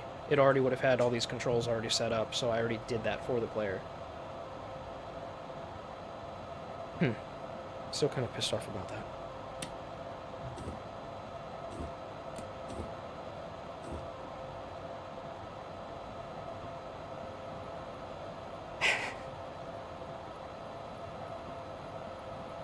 Yeah, so Mike, I want to work with them on making a scenario pack. You know how they kind of like make scenario packs for other routes? They did it for New York to New Haven. I want to make a scenario pack with them. So the conductor tells you Regional 171 ready to depart Baltimore. Proceed on signal indication.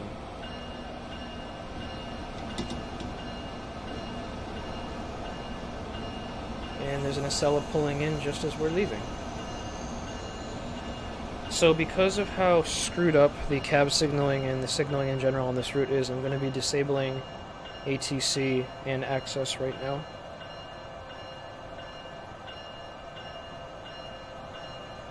Until that's in a better state, I advise you do not use ATC and access in the ACS64. Use Control D and Control F to disable those safety systems.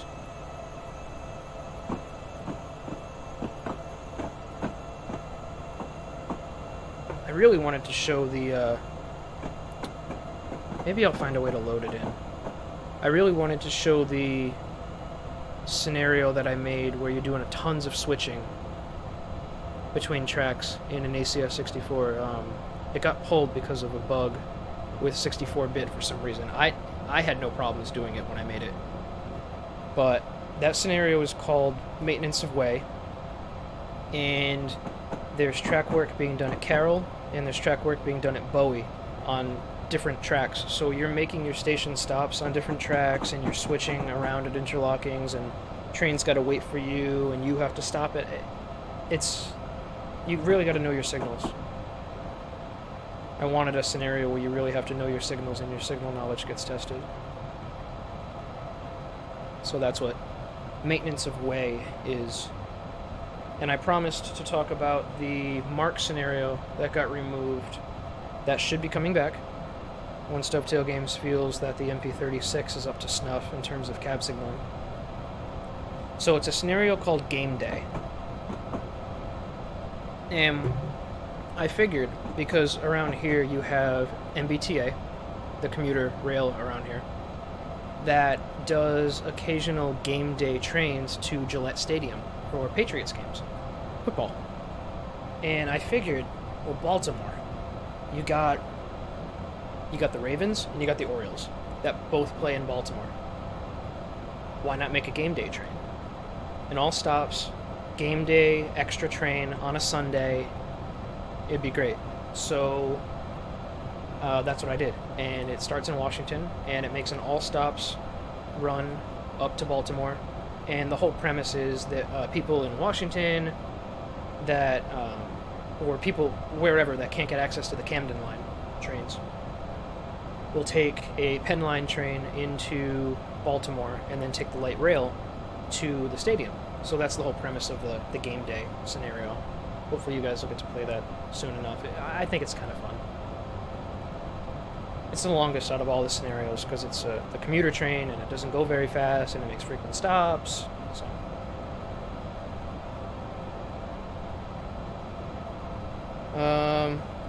So Sean Graham says, "Hey man, how are you? I'm doing fine. Thank you for asking.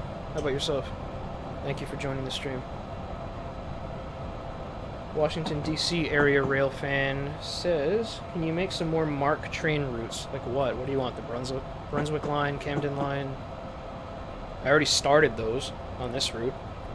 So you have the CSX Metropolitan subdivision, which is the Brunswick line.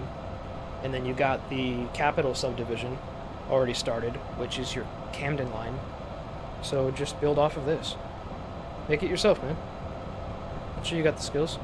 Or you can develop the skills.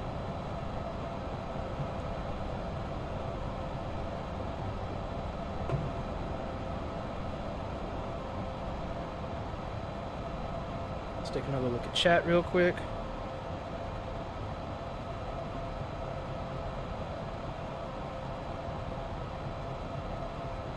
Yeah, so Sean, I appreciate that comment about my route building tutorials. Those are really old though. I do want to revamp the tutorials. Now that I got a much better setup for recording and I can explain things through the webcam now, so it's not just a voice. You can actually, like, it's more personal. Got a better setup overall, so I'd really like to remake those tutorials. Plus, I'm a better route builder now than I was before. I know a lot more tricks and just stuff I want to share with people, so I got no idea when I'm going to start those. So we went through the area where the commuter train reported the kids, and we go through Fulton, and we go through the south portal of the tunnel, and a pop-up appears that says you do not observe the group of kids. So you're contacting CTEC 2 train dispatcher, and you're telling him that there's no signs of trespassers at the portal of the tunnel, nor Fulton Interlocking. And that whole radio communication is right here in this dialogue. I'm not going to read out the whole thing. So there's no kids. You don't have to worry about hitting anybody.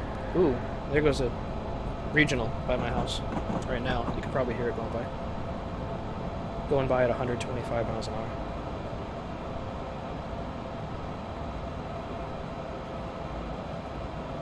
Oh, this is actually probably a good time for me to pull up the timetable to look up my B speeds, because the route is based off of A speeds, which are Acela Express speeds only. So if you go those speeds in a Northeast Regional, then you're overspeeding. The B speeds are your regional speeds. I had them pulled up earlier. So let me look that up real quick. Got it on my phone. The 2018 Amtrak employee timetable. But I'll accelerate into this. I know this next curve is 80. Yeah, so between Fulton and Bridge, curve at Fulton 40. Between Bridge, like first curve south of Bridge 50. Yeah, first curve north of Frederick Road 80. Yeah, I was right. So this curve coming up is the first curve north of Frederick Road.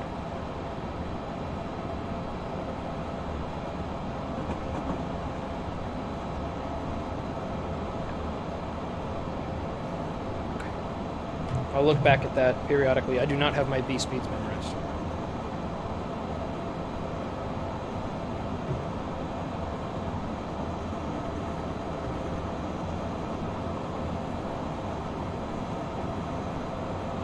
Yeah, let's look back at the chat, because it's going to take us a little while to accelerate.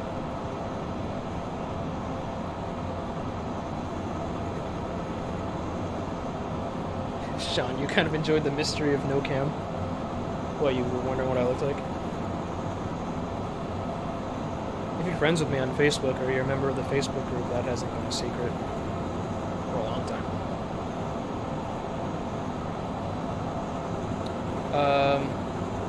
No, Bruins fan. It sounded like it was heading west. The regional was heading west to New Haven. Yeah, first time putting a face to the voice. It's always a shock, isn't it? Now, I'm a pretty normal looking dude, except it's kind of early to be losing your hair. I'm kind of pissed off about the receding hairline. Thanks, Dad. If you ever watch this. And if he does watch it, he's just going to flip me off. Now, I'm going to be seeing him next Sunday, my dad.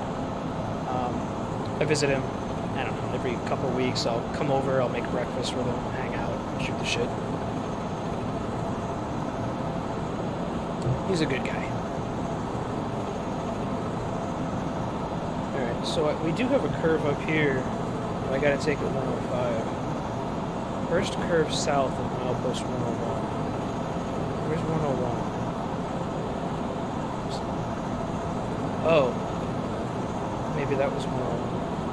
Or the next one was 101.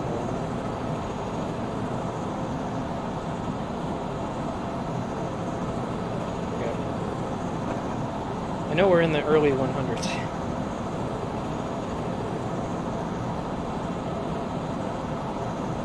Oh, okay. Yeah, so 105 is what I'm supposed to be going for this curve right here. I think. And then this curve at Winans, this is Winans Interlocking right here, is 100 for type B. Okay, great. So we're doing fine.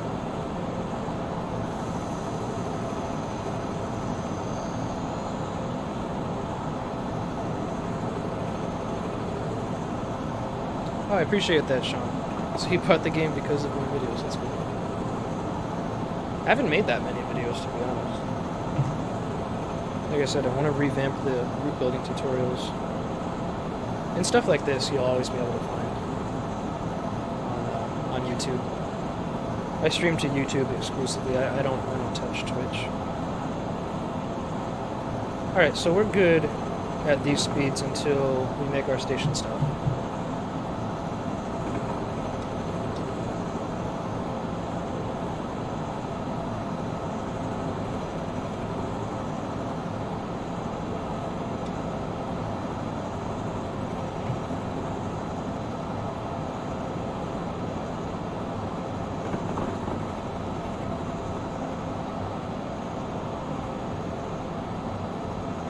Hey, so if you guys in the during of your playthroughs find any bugs, and you're going to, don't the signaling bugs.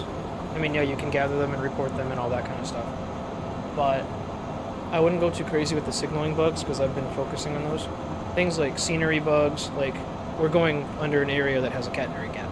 They didn't place a catenary in that little section, so stuff like that.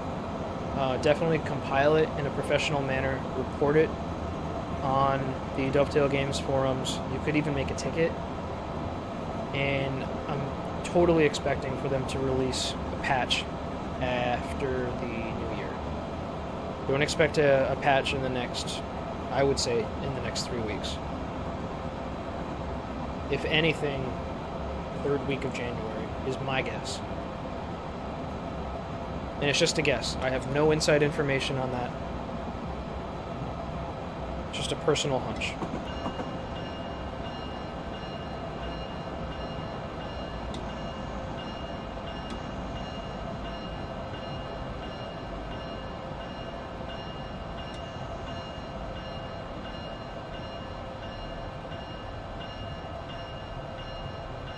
Oh, this train doesn't brake the same way. That's right. Coming in hot, guys. I'm so used to doing Acela runs that I forget how slowly this one brakes. It's fine. It's not a big deal. Wow, it brakes really slowly.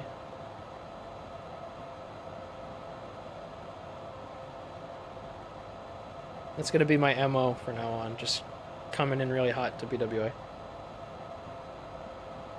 Always overshooting the platform. I was doing pretty good during testing, too. I would make some pretty good stops. Just looking at chat, Sean says again, I've been having problems with the building part of this game for some reason. I can't zoom out on the camera and it keeps so low to the ground it won't move out.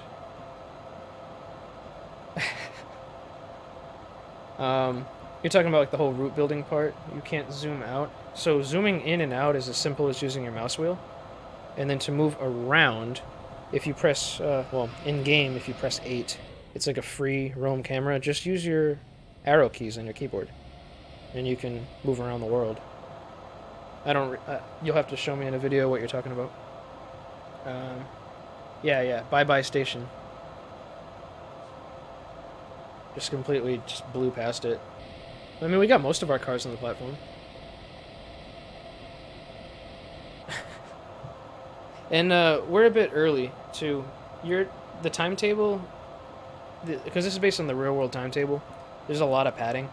So you can actually really take your time in this scenario if you want.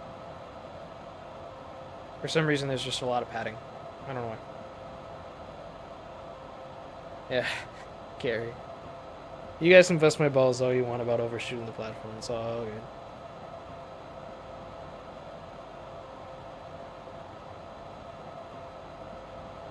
I gotta reread the train handling procedures.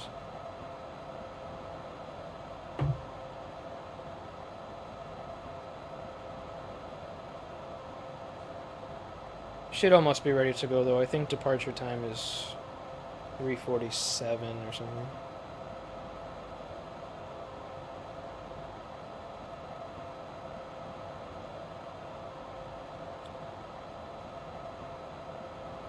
Wow, we've been going for a while now. Streaming for 1 hour and 15 minutes. Okay. Okay, so we're okay to go. I hate that jolt. And there's nothing I can really do about it. You'll get that too, like the cab will just suddenly jolt forward. No matter how little you accelerate.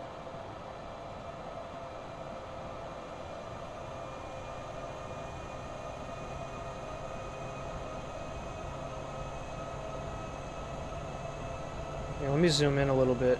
I always zoom in a little bit when I play, so I can read the ADU a little bit easier. I know it's like really tough to read the ADU when it's all zoomed out like that.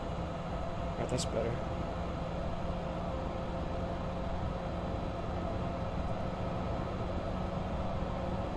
Oops. Wheel slip.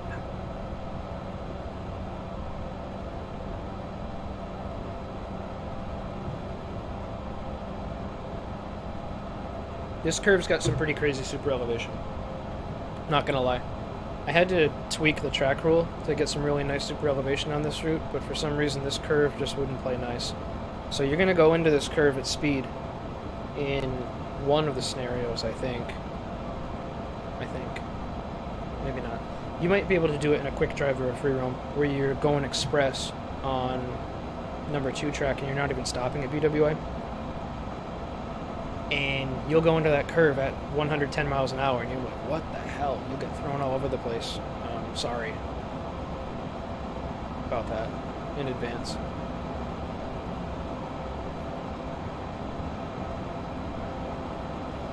Yeah, Anthony, it's coupler slack, but it's way over exaggerated.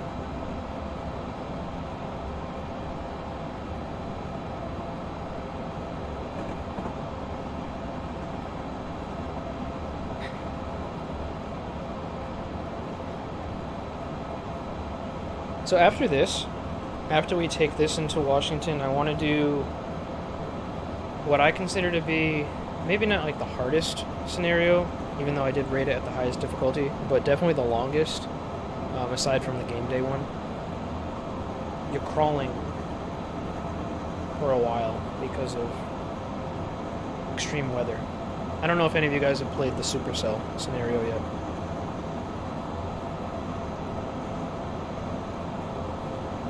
Throws a couple different obstacles at you. If you played it, let me know.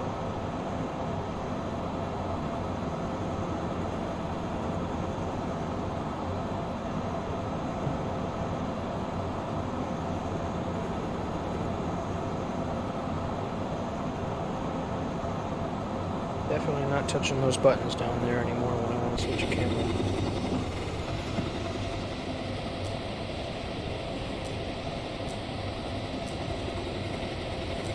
They did a really nice job with the scenery.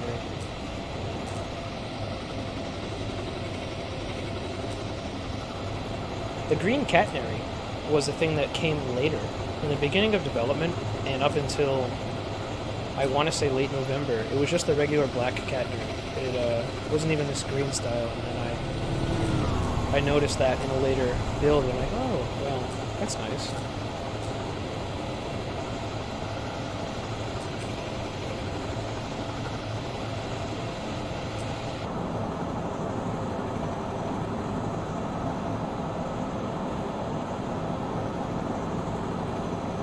Coming up on milepost 110. Oh, you can hear another commuter going by. He's going into Wickford Junction.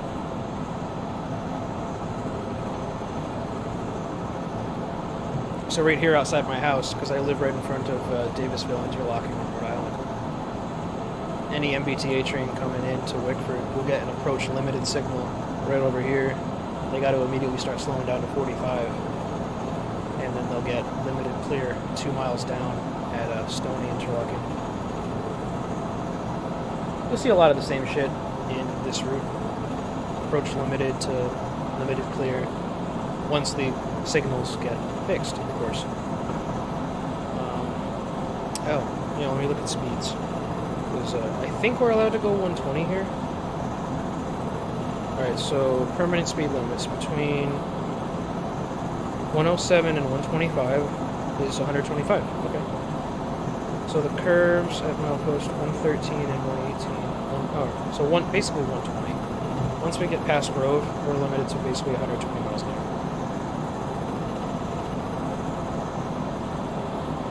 So this is Grove Interlocking. If my controls didn't screw up on that last scenario, that's where we would have stopped in the Acela. And then we would have switched over to number 2 track right there. And then taken that to Bowie, I think.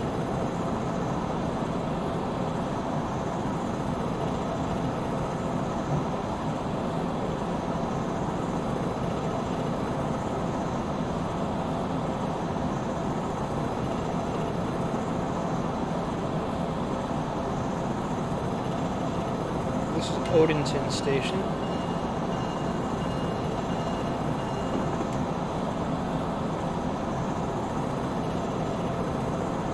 Iconic landmark, that giant-ass water tower right next to the main and subway base.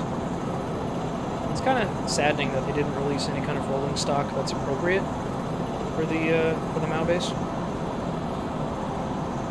It's barren, unfortunately. There was nothing appropriate to add there.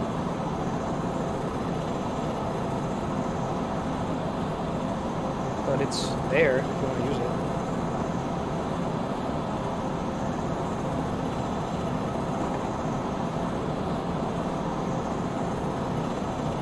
Does anybody have any questions about the route?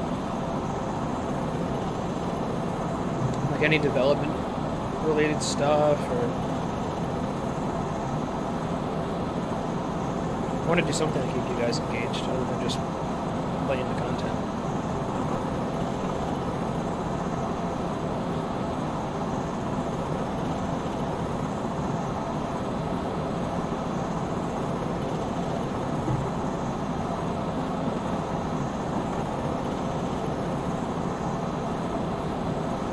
Because the two scenarios we've played so far are pretty generic. The final one I'll do, Supercell, is definitely different.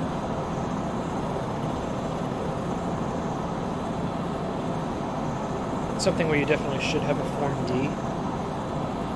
But just because I don't want these scenarios to get too complex, I'm not going to do a whole Form D process.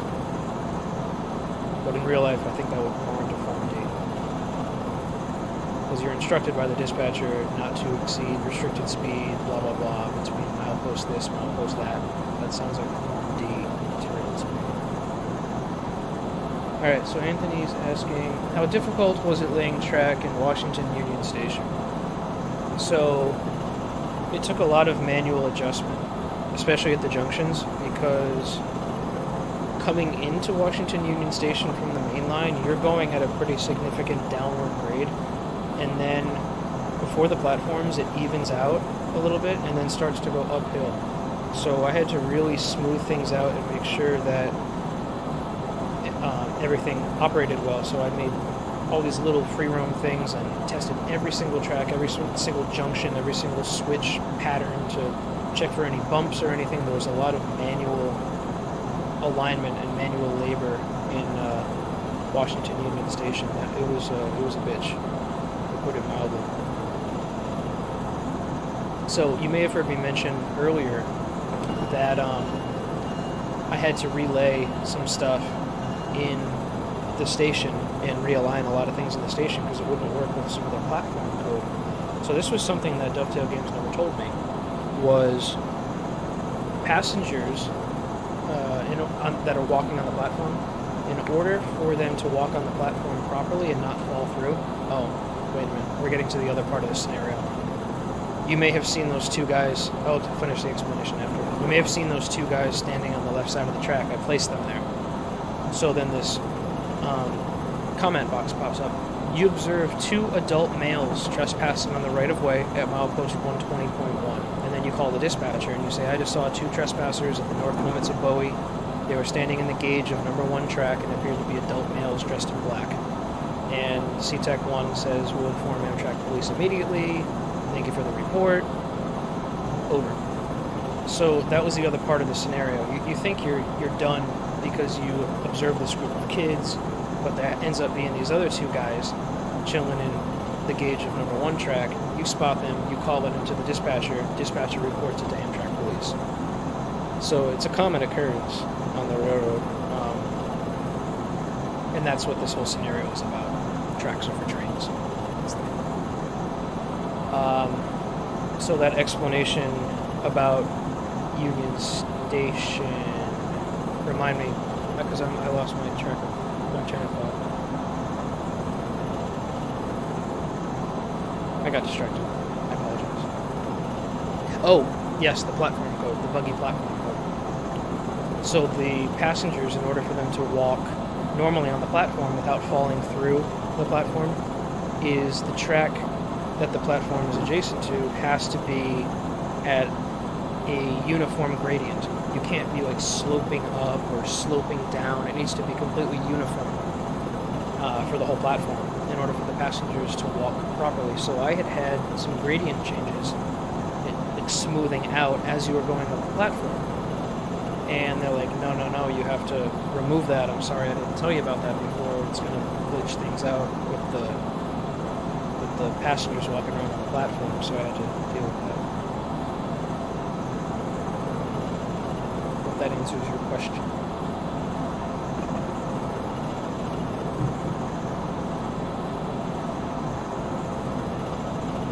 Alright, so we're just passing Seabrook now. Let me check my speeds. We're at milepost 125 now, which was referenced in the timetable. So from milepost 125, I gotta slow down. From milepost 125 to Carroll, I'm gonna be stopping at New Carrollton anyway. From milepost 125 to Carroll is 110 miles per hour, so I'm already over speeding, unfortunately. Remember that.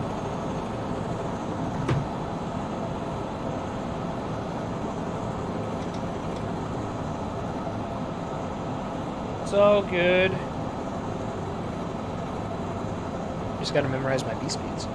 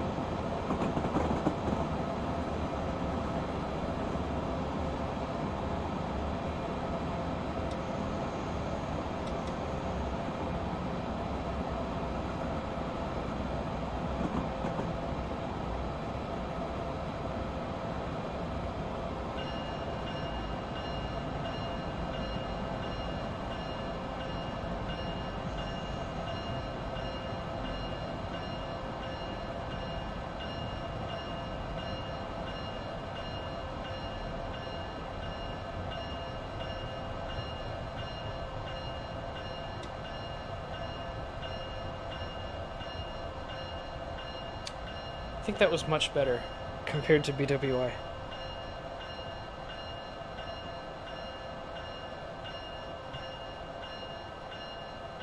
Much better.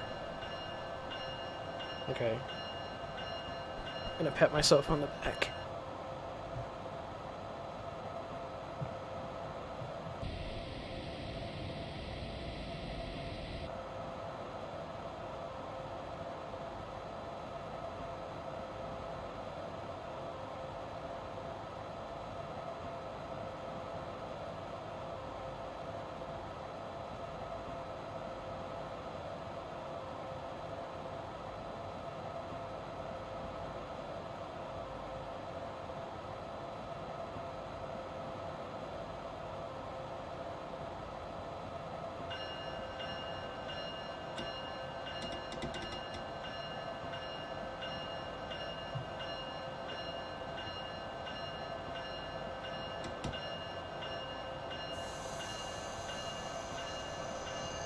Alright, so from here to Union Station, I think all the speeds are the same as listed on the HUD. Except I'm limited to 110 until Landover. Yeah, okay, I got it from here.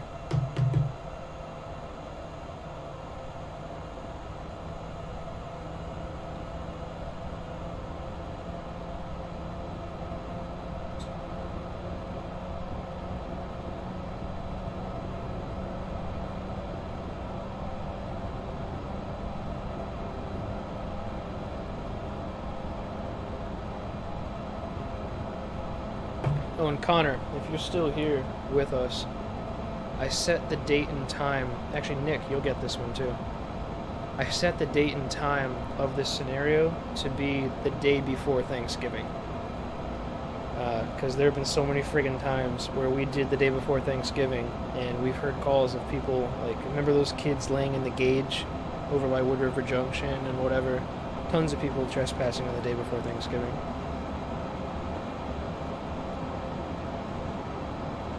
So I'm being asked the question, what do railfan scenarios do? So they basically just let you chill in a spot and watch trains go by and photograph them.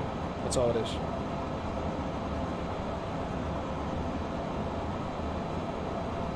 I didn't make the railfan scenarios.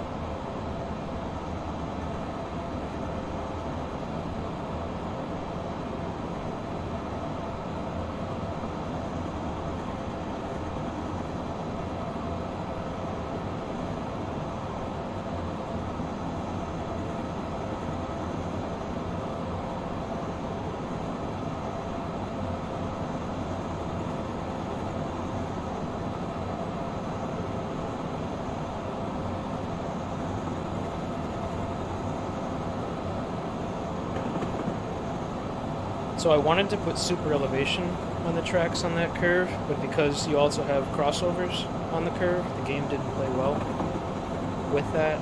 So unfortunately I couldn't super elevate those curves, but they still ride really smoothly regardless.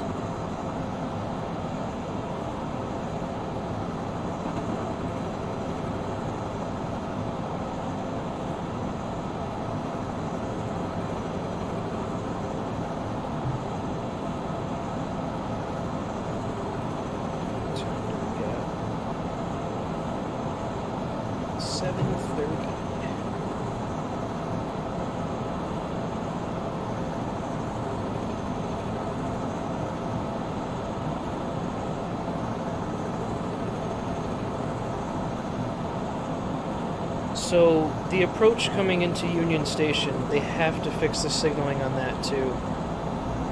Ooh, there goes the commuter train again. It's going back to Boston. There's an Acela going by on track 2. Yeah, 2. Yeah, so you'll see that there's a distinct signal progression that needs to take place as you approach Washington, and it's just not working right now. But I will demonstrate it for you.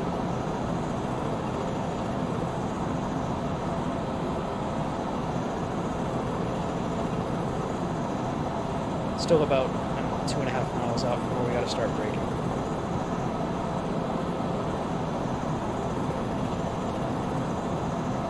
Start braking for the signal. Still gotta brake for this curve.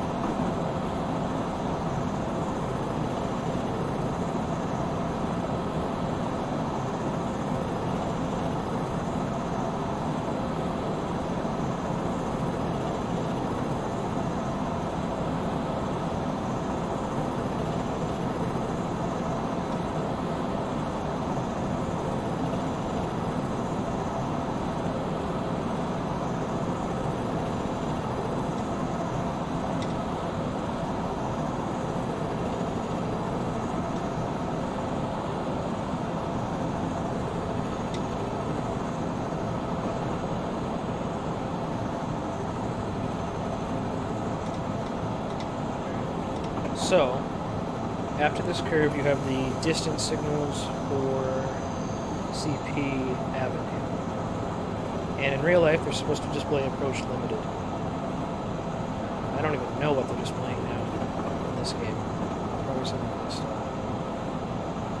Nothing over solid yellow. Great. Very useful. Just assume it's displaying approach limited. And throw your brakes into suppression, slow down to 45.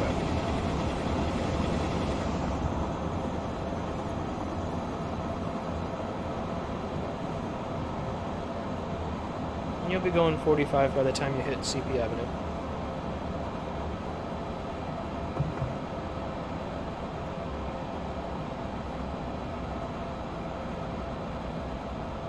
And now the signals get a little bit interesting. In real life, anyway. So, if you remember the first scenario, when we left Washington, you had those really old-style Baltimore and Ohio type signals. Well, these are a little bit different. as well. They're high signals, but they also have the marker lights on top, and that one's displaying the wrong one. So in real life, that's supposed to be displaying approach slow, which is the normal green, like you see on a normal color position light. But the marker light, I believe on the top right, needs to be illuminated. It's an amber one, and that indicates approach slow, which means for here, we can't exceed 30 miles per hour.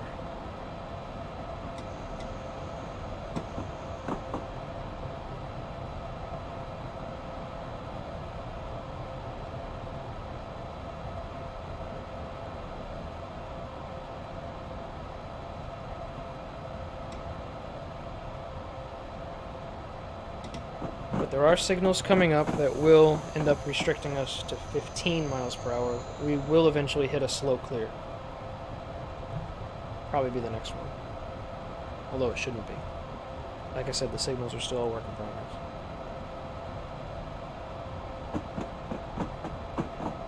Oh no, I'm getting slow approach. Why am I getting slow approach? Oh, I can see why now. Look at that train.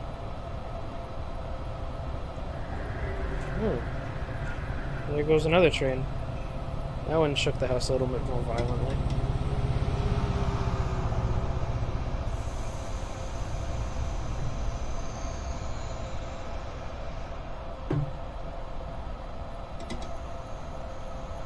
So that commuter train just crossed in front.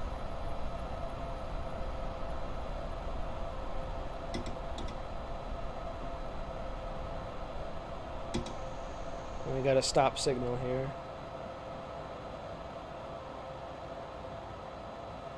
I wonder for how long, though. I wonder if they broke the scenario.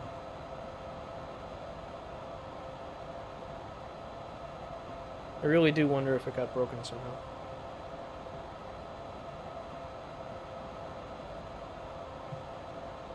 I don't think there's anything that I need to be waiting for now.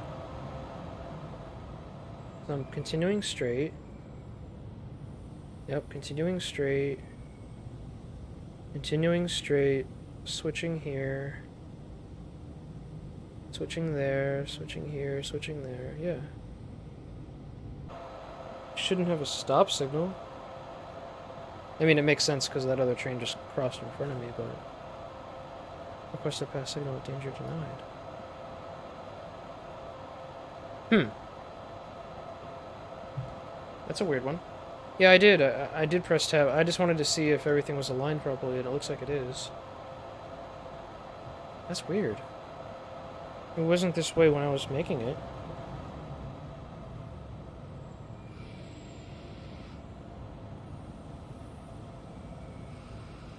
That's so freaking weird.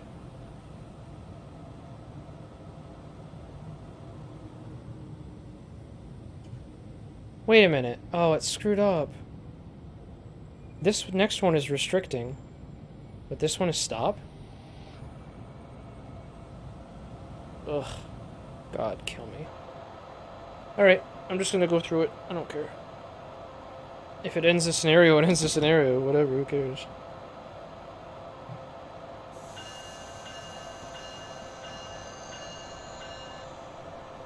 Just YOLO it.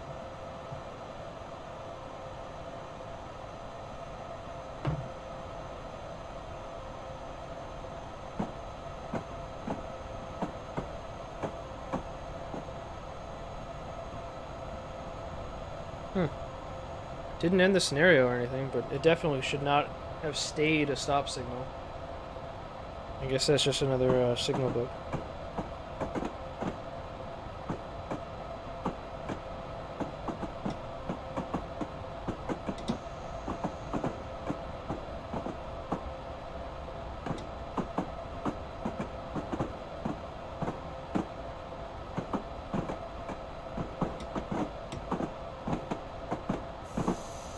So this train is continuing south of Washington, so that's why it's going to be pulling into the lower level.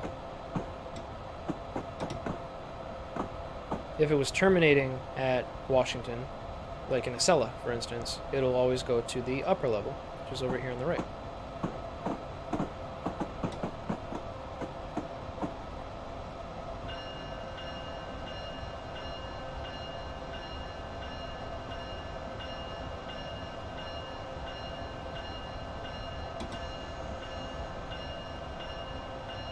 starts getting pretty downhill here, like a 1% grade. It's actually kind of crazy.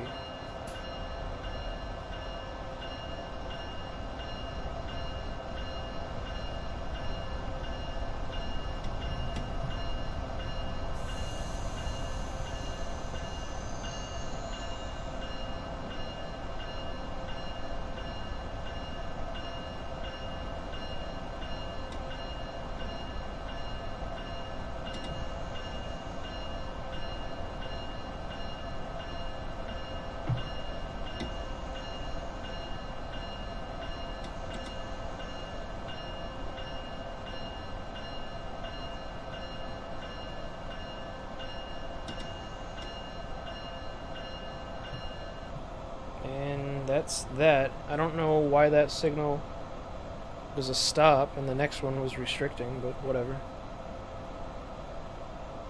Still got there on time. It should only like sit here for 30 seconds and then it should exit out.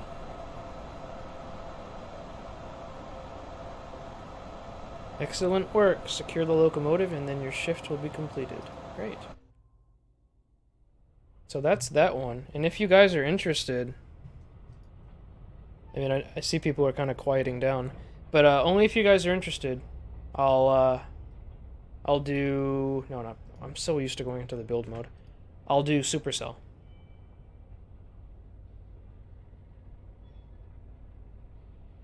Otherwise, I can save that for another day. Yeah, loco changes in Washington, that would actually be pretty cool. If somebody could script that out, or make a scenario where you can do that kind of stuff. Yeah.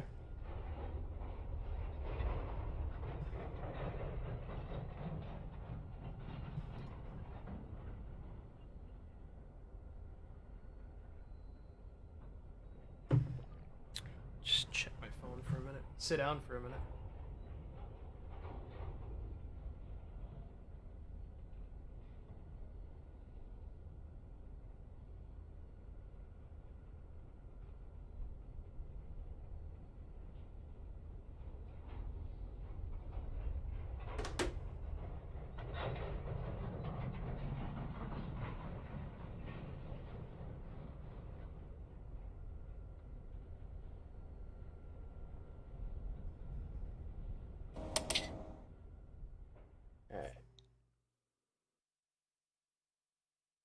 Yeah, I might actually just call it. Thanks for joining me. I mean, I got plenty of time to do more streaming right around this time of year because we're just given so many days off.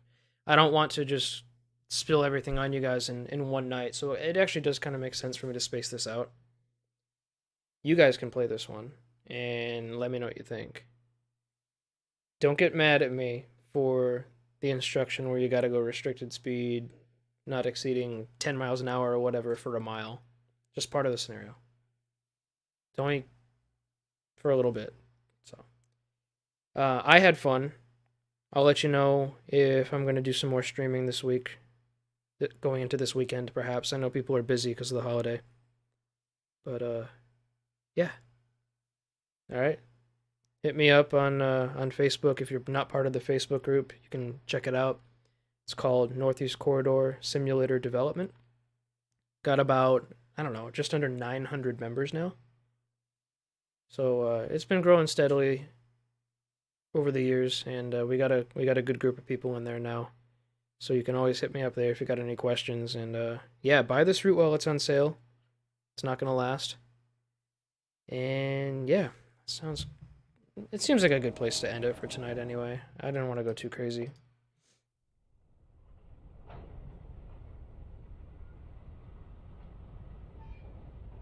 Any last minute questions in the chat before I call it?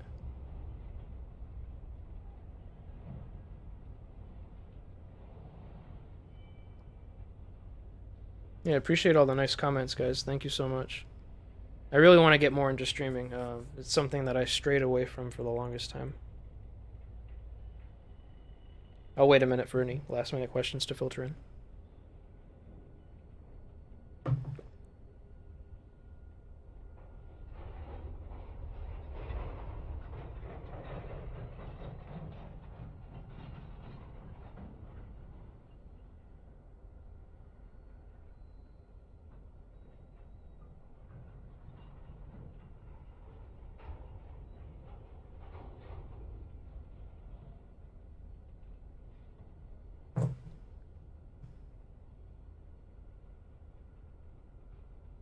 Alright, just a couple more seconds. Doesn't seem like anybody else has any questions, so.